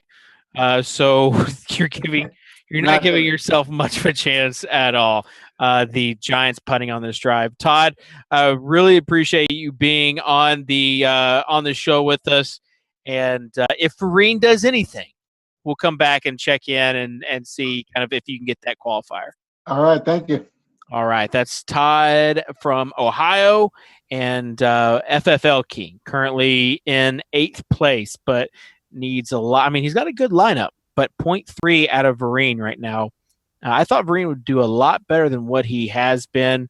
So we'll see. Now the question is this Eagles offense, and a guy who is an Eagles fan and is from the Philly area, Dave Loughran, Lofty D. You saw him in Miami for the Sunday night hangout show. He was the first ticket winner for the Fantasy Football World Championship, and he just had an article come out on him in the Washington Post. So let's see if we can get to Dave Loughran. Lofty D, are you there? Well, Dave is looking currently away. We'll see if Dave's giving us a good profile. So maybe if I wave like this, we can get him on and see if he will come on. So Dave Loughran again had that Washington Post Journal article on him, and we'll see if he can come on later. All right. So we have this game now in the fourth quarter, 13 minutes left, and you see the Eagles running the ball, 3rd and short. We'll see if we can get what they're going to do. I know there's people that need Ertz. There's people that need Matthews, Murray, Bradford, another guy who's semi-popular in those games. So let's see if Dave Loughran is now ready. Or if we can just see a profile version. So, Dave, are you there? You guys can hear me? Yeah. Can you hear me? No. Okay. So we'll come back and see if Dave can hear us later. Let's see if we can get Andrew Wiggins on. And Andrew is. Can I do the Dave look? Are you doing the pro? We can't see you right now, so hold on. Let's get you got to do the Dave Loughran, or you do the side profile view. It's like, hey, how's it going? Oh, so this is just a good view. No, I'll have to give Dave some flack later. So we have this game that is just. It's just ugly. It's just ugly. People that need Vereen, people that need Donnell, they're just not doing anything. They're going to have less than 50 yards this half, and Philadelphia's they're running the ball. So I thought they'd throw more, but it might be a run pass situation. Yeah, I mean, not the game we were hoping for. I thought with Philly starting to play faster, they had 87 offensive plays last week, and the Giants, I think, have been around the 6th or 7th fastest team coming into this week. I thought it could just be a really high-scoring game with a lot of plays run, and just with all the turnovers, it's just been super sloppy and, man, not particularly fun to watch. You just had the first catch, and that is to Miles Austin again. So we'll see if they decide to throw the ball or go for the end zone, and if not, then people that are sweating this for like no action, like this has been a good game for them. Like there hasn't been any one person that's really gone off at all. I mean, Beckham's having a pretty good game, but I don't think anyone really owns him. He's got about 20 points on Kings. All right, so let's go to Dave Loughran. Dave. Hey, buddy. You were the guy that was typing heavily earlier. I know it because I know you're typing. No, I was muted, and I have my keyboard muted, man. I brought my whole setup out here into the living room so I could watch this game. Hence the side profile. I had to set it up somehow, and I needed to watch the game because I'm a miserable Eagles fan. Hey, look at me, fella. Look at me. All right, better? Yeah, All right. Okay. You know what? Let me put the camera right in front of the game so it looks like I'm staring just at you. There we go. You're staring at everybody. Dave Loughran, host of the GPP podcast sponsored by DraftKings. And Dave, you have brought in some terminology to the daily fantasy world, such as fella. And were you responsible for the tilt interlate contest as well? You know that, man. Of course I was. So telking, when your games aren't going exactly like you plan, and then you've got to enter the afternoon contest. Like if there were games after this game, you'd be telking 100%. It's been miserable. The Eagles haven't been that bad this half, but it's like their defense has been too good almost. Amazing. Their defensive line is phenomenal, man. They stop the run, and they're keeping Manning from being able to look to make good passes. Like they're pressuring him really well, but Sam Bradford looks like he's just seen a UFO. Look at him. Like this is just so bad, man. And like, look, I don't really have much of a sweat this week. I'm trying to make my money back because I had Adrian Peterson, but like this is adding insult to injury. It's bad. And then you have a backup kicker who can't make extra points half the time. So yeah, that's what I'm dealing with, Dave. You sound like a distressed Eagles / DFS fan right now. The good news is you had an article that came out in the Washington Post. People that may not know, you qualified for that week 1 ticket for the Fantasy Football World Championship, and you had the Washington Post come out. I felt like it was a good article. It kind of put a face to daily fantasy for people that might not kind of understand a little bit what goes behind the personal angle. It did. I was actually relatively pleased with what I saw because, man, that could have been spun 100 different ways with the way that the industry is trending right now. So it may not have made me look great. I promise I'm a better person than it seemed. But it didn't, there was no negative connotation or spin on the industry per se, especially not to the extent that we've seen recently with a lot of these news outlets. So I was happy to do it, and he came here from Washington D.C. and he stayed here from like 10 a.m. Sunday to 1 o'clock, right at lock. And it's tough when you're trying to set lineups and they're asking you questions and stuff. And then he came back for the Sunday night game and watched that too. He said I was a lot more calm at night. So daily fantasy will do that to you. One of the things he said in the article is that you threw your phone. Did you throw your phone I don't remember that, man. I mean, there's certainly a possibility that it happened. I have a good case, but what happens is sometimes you get into that mode, you're in that zone and you don't know what happens. Like people have to explain to you, kind of like a DFS blackout mode, kind of like if you've been watching this game tonight, everyone is sharing the same mindset. I don't remember doing it. I can't imagine I did, but there's carpet here, so my phone's fine. Regardless. Everyone's favorite fella, Dave Loughran, joining us, Lofty D. Again, if you haven't read the article in the Washington Post, go do it and spread it around. There is an interesting dynamic between you and your girlfriend, Justine, and I think everybody that has played daily fantasy has experienced that dynamic as far as when you're hardcore in daily fantasy, the spouses, the girlfriends, if you're a female playing, the husbands, like there's definitely something they have to get used to. And Dave, I know you, so I know that like you guys had to set like ground rules like during NBA season because you're a big NBA guy. Oh yeah. Well, the problem is that like at Fantasy Insiders, you have the alerts, you have the articles. Like there's a lot of work outside of building your own lineups. Now, fortunately, when you analyze and you write content, it's easier because the research process has pretty much thoroughly been taken care of. So it's not like you're doubling that.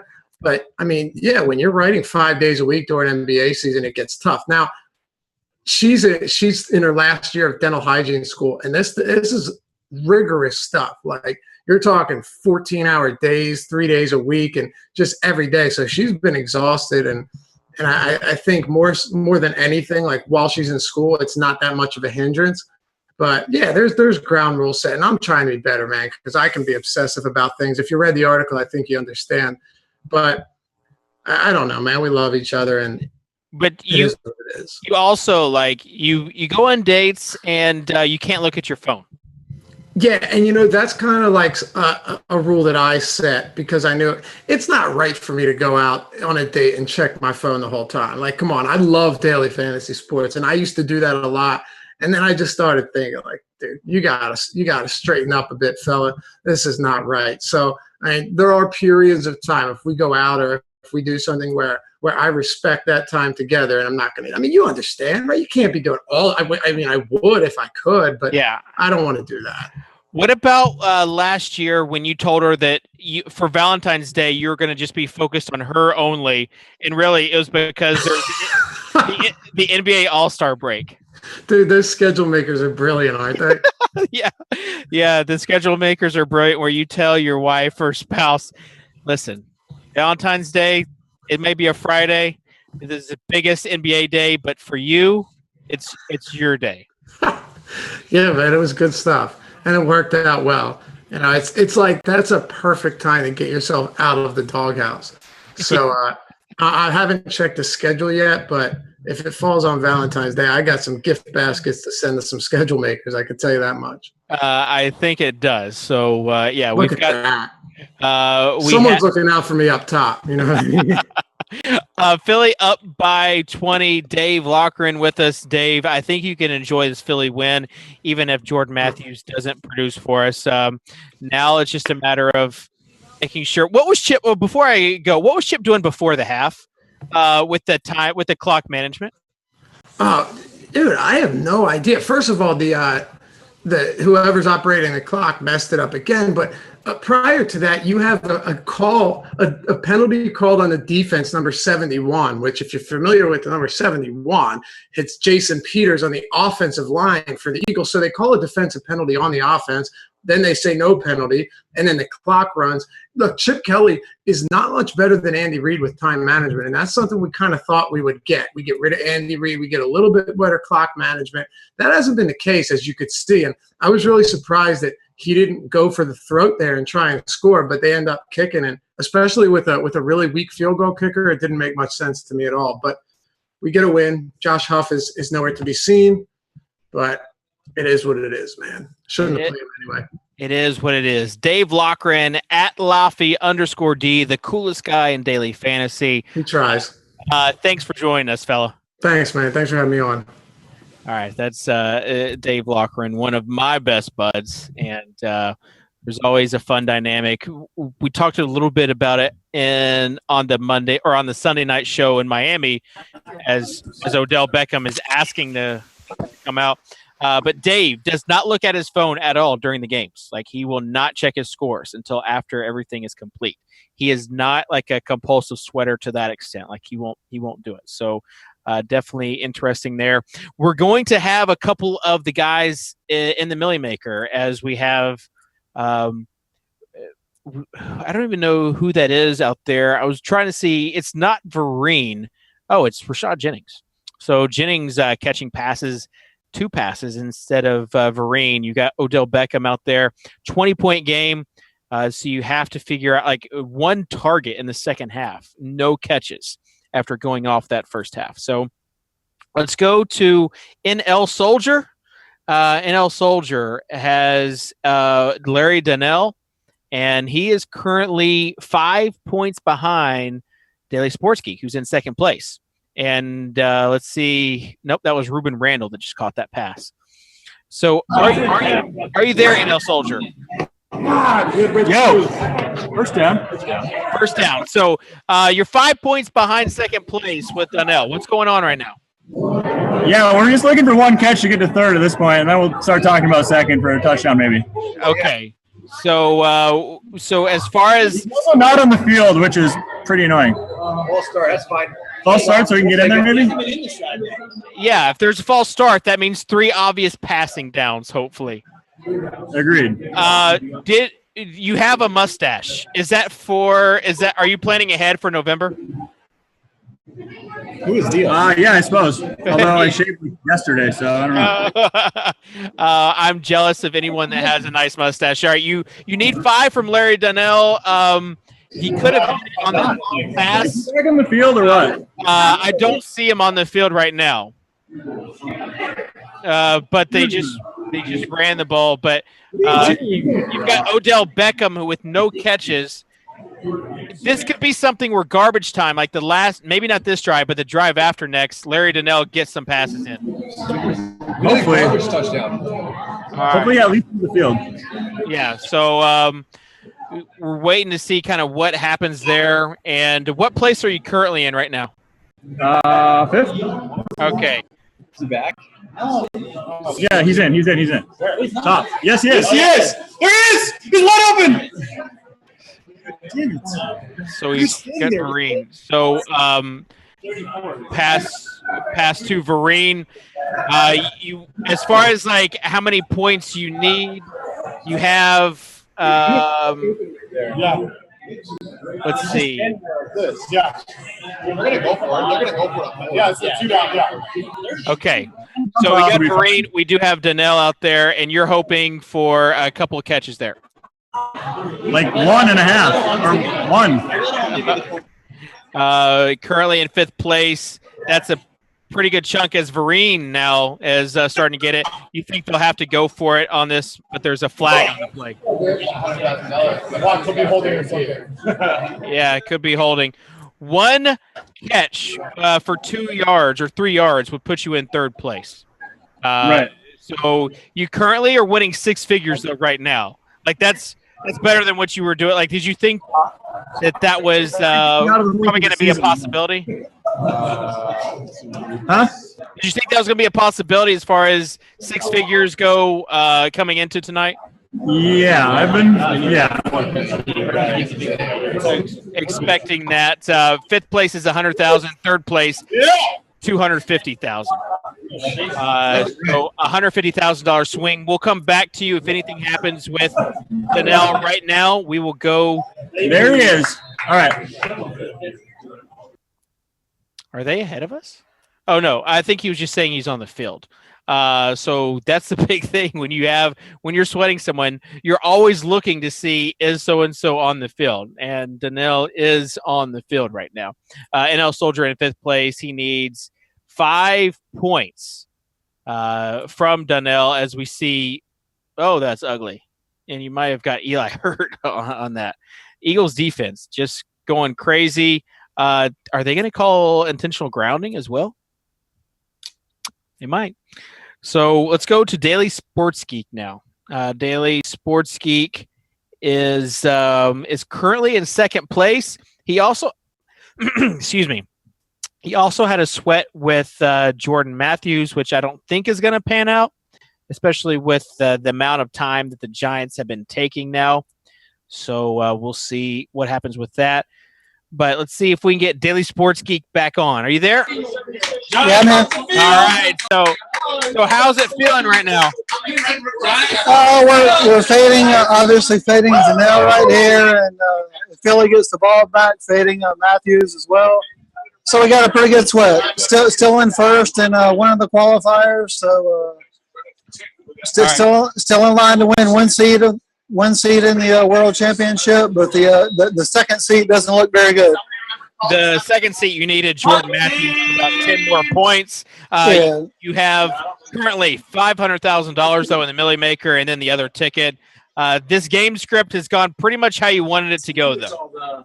Yeah, it has. There hasn't been a single player that has blown up for 30, 35, 40 DraftKings points, which is basically what I wanted. I wanted it to be spread out to everybody on the field. I didn't care if 20 players got 20 points. I just didn't want a bunch of points by one player. So it's pretty much broken perfect so far, but there's a few minutes left.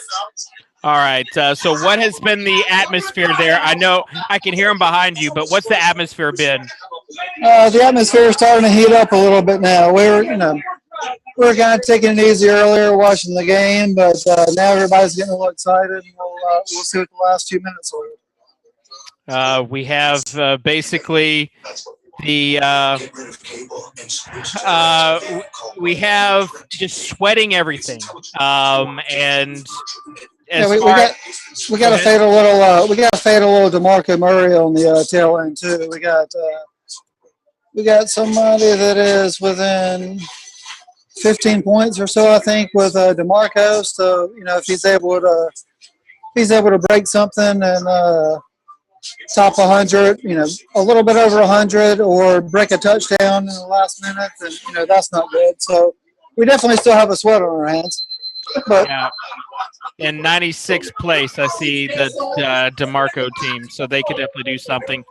All right. I see one in 26th place at 12.3 points behind me with DeMarco. Oh, yep. That is Ganondorf. Yep, you got it. Well-known DFS player. So Ganondorf right now with DeMarco Murray, 12 points, but 3.5 minutes to go, and you have to think the Eagles are just going to get first downs and just milk that clock. Yeah, and that's good and bad. It's good that they'll milk the clock, but it's bad that likely it's going to be with Murray. They're probably not going with another back right here. It's probably going to be a lot of DeMarco. So right now he's sitting at 73 yards. So 27 yards. 27 yards to break the 100 bonus would be 5.7. So he's going to need more than that. He's going to need that plus a touch, or that plus 50 yards on top of it. So right now we're probably fading a DeMarco touch is probably what we're fading. All right. If you saw the Chipotle Act interview 2 weeks ago, you know that I told him to do one thing for good luck, and that is the milk the clock motions. So I need you to start a chant that goes, milk that clock. Milk the clock. Milk the clock. Milk the clock. Milk the clock. All right, we'll get it later. you guys with me or not? Yes, we're with you. Milk the clock. Milk the clock. Milk the clock. Milk the clock. All right. Milk the clock. Yeah. So yeah, you definitely try that. Second L is important for that one. So you're there for it, and if it had any sort of good luck effect for Chipotle Addict, it would for you as well. So Brandon, appreciate you being on with us. We'll come back to you in probably 3.5 minutes to see the hopefully victory celebration for you. But obviously a big payday is in store for you.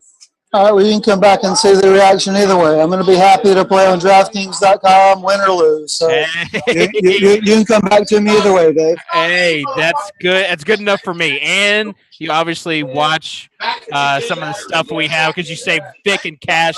You knew how dumb I was. So last week.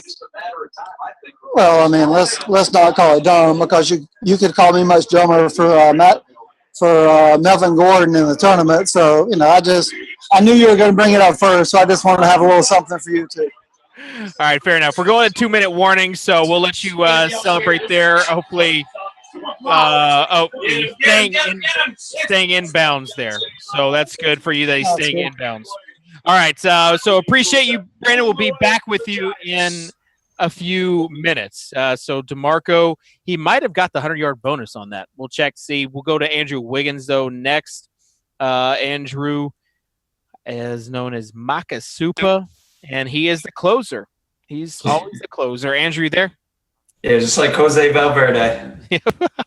You've got DeMarco Murray, 103 yards. So he did get the bonus. So that moves Ganondorf up some. Let's see what position he gets to now. He's now in 9th place.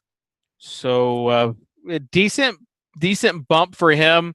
He was at 12.5K. Now he's at 40K. So a nice little $25,000 run right there.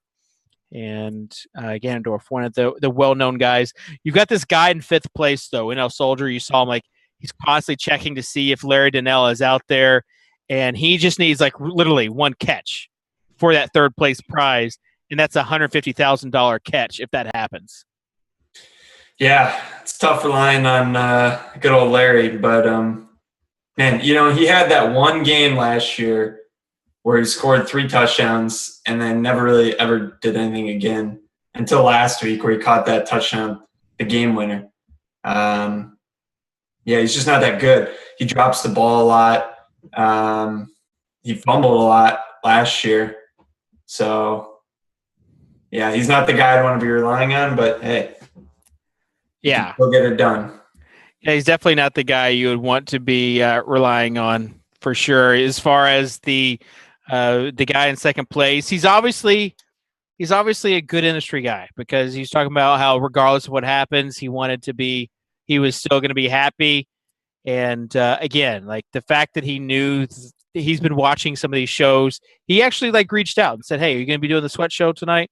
Because I've got a little bit of a sweat on Twitter." So that's cool that people are. It's a good attitude to have, and no matter what, he's going to have a great payday. So. That's great for him. I'm glad that he had that attitude as well.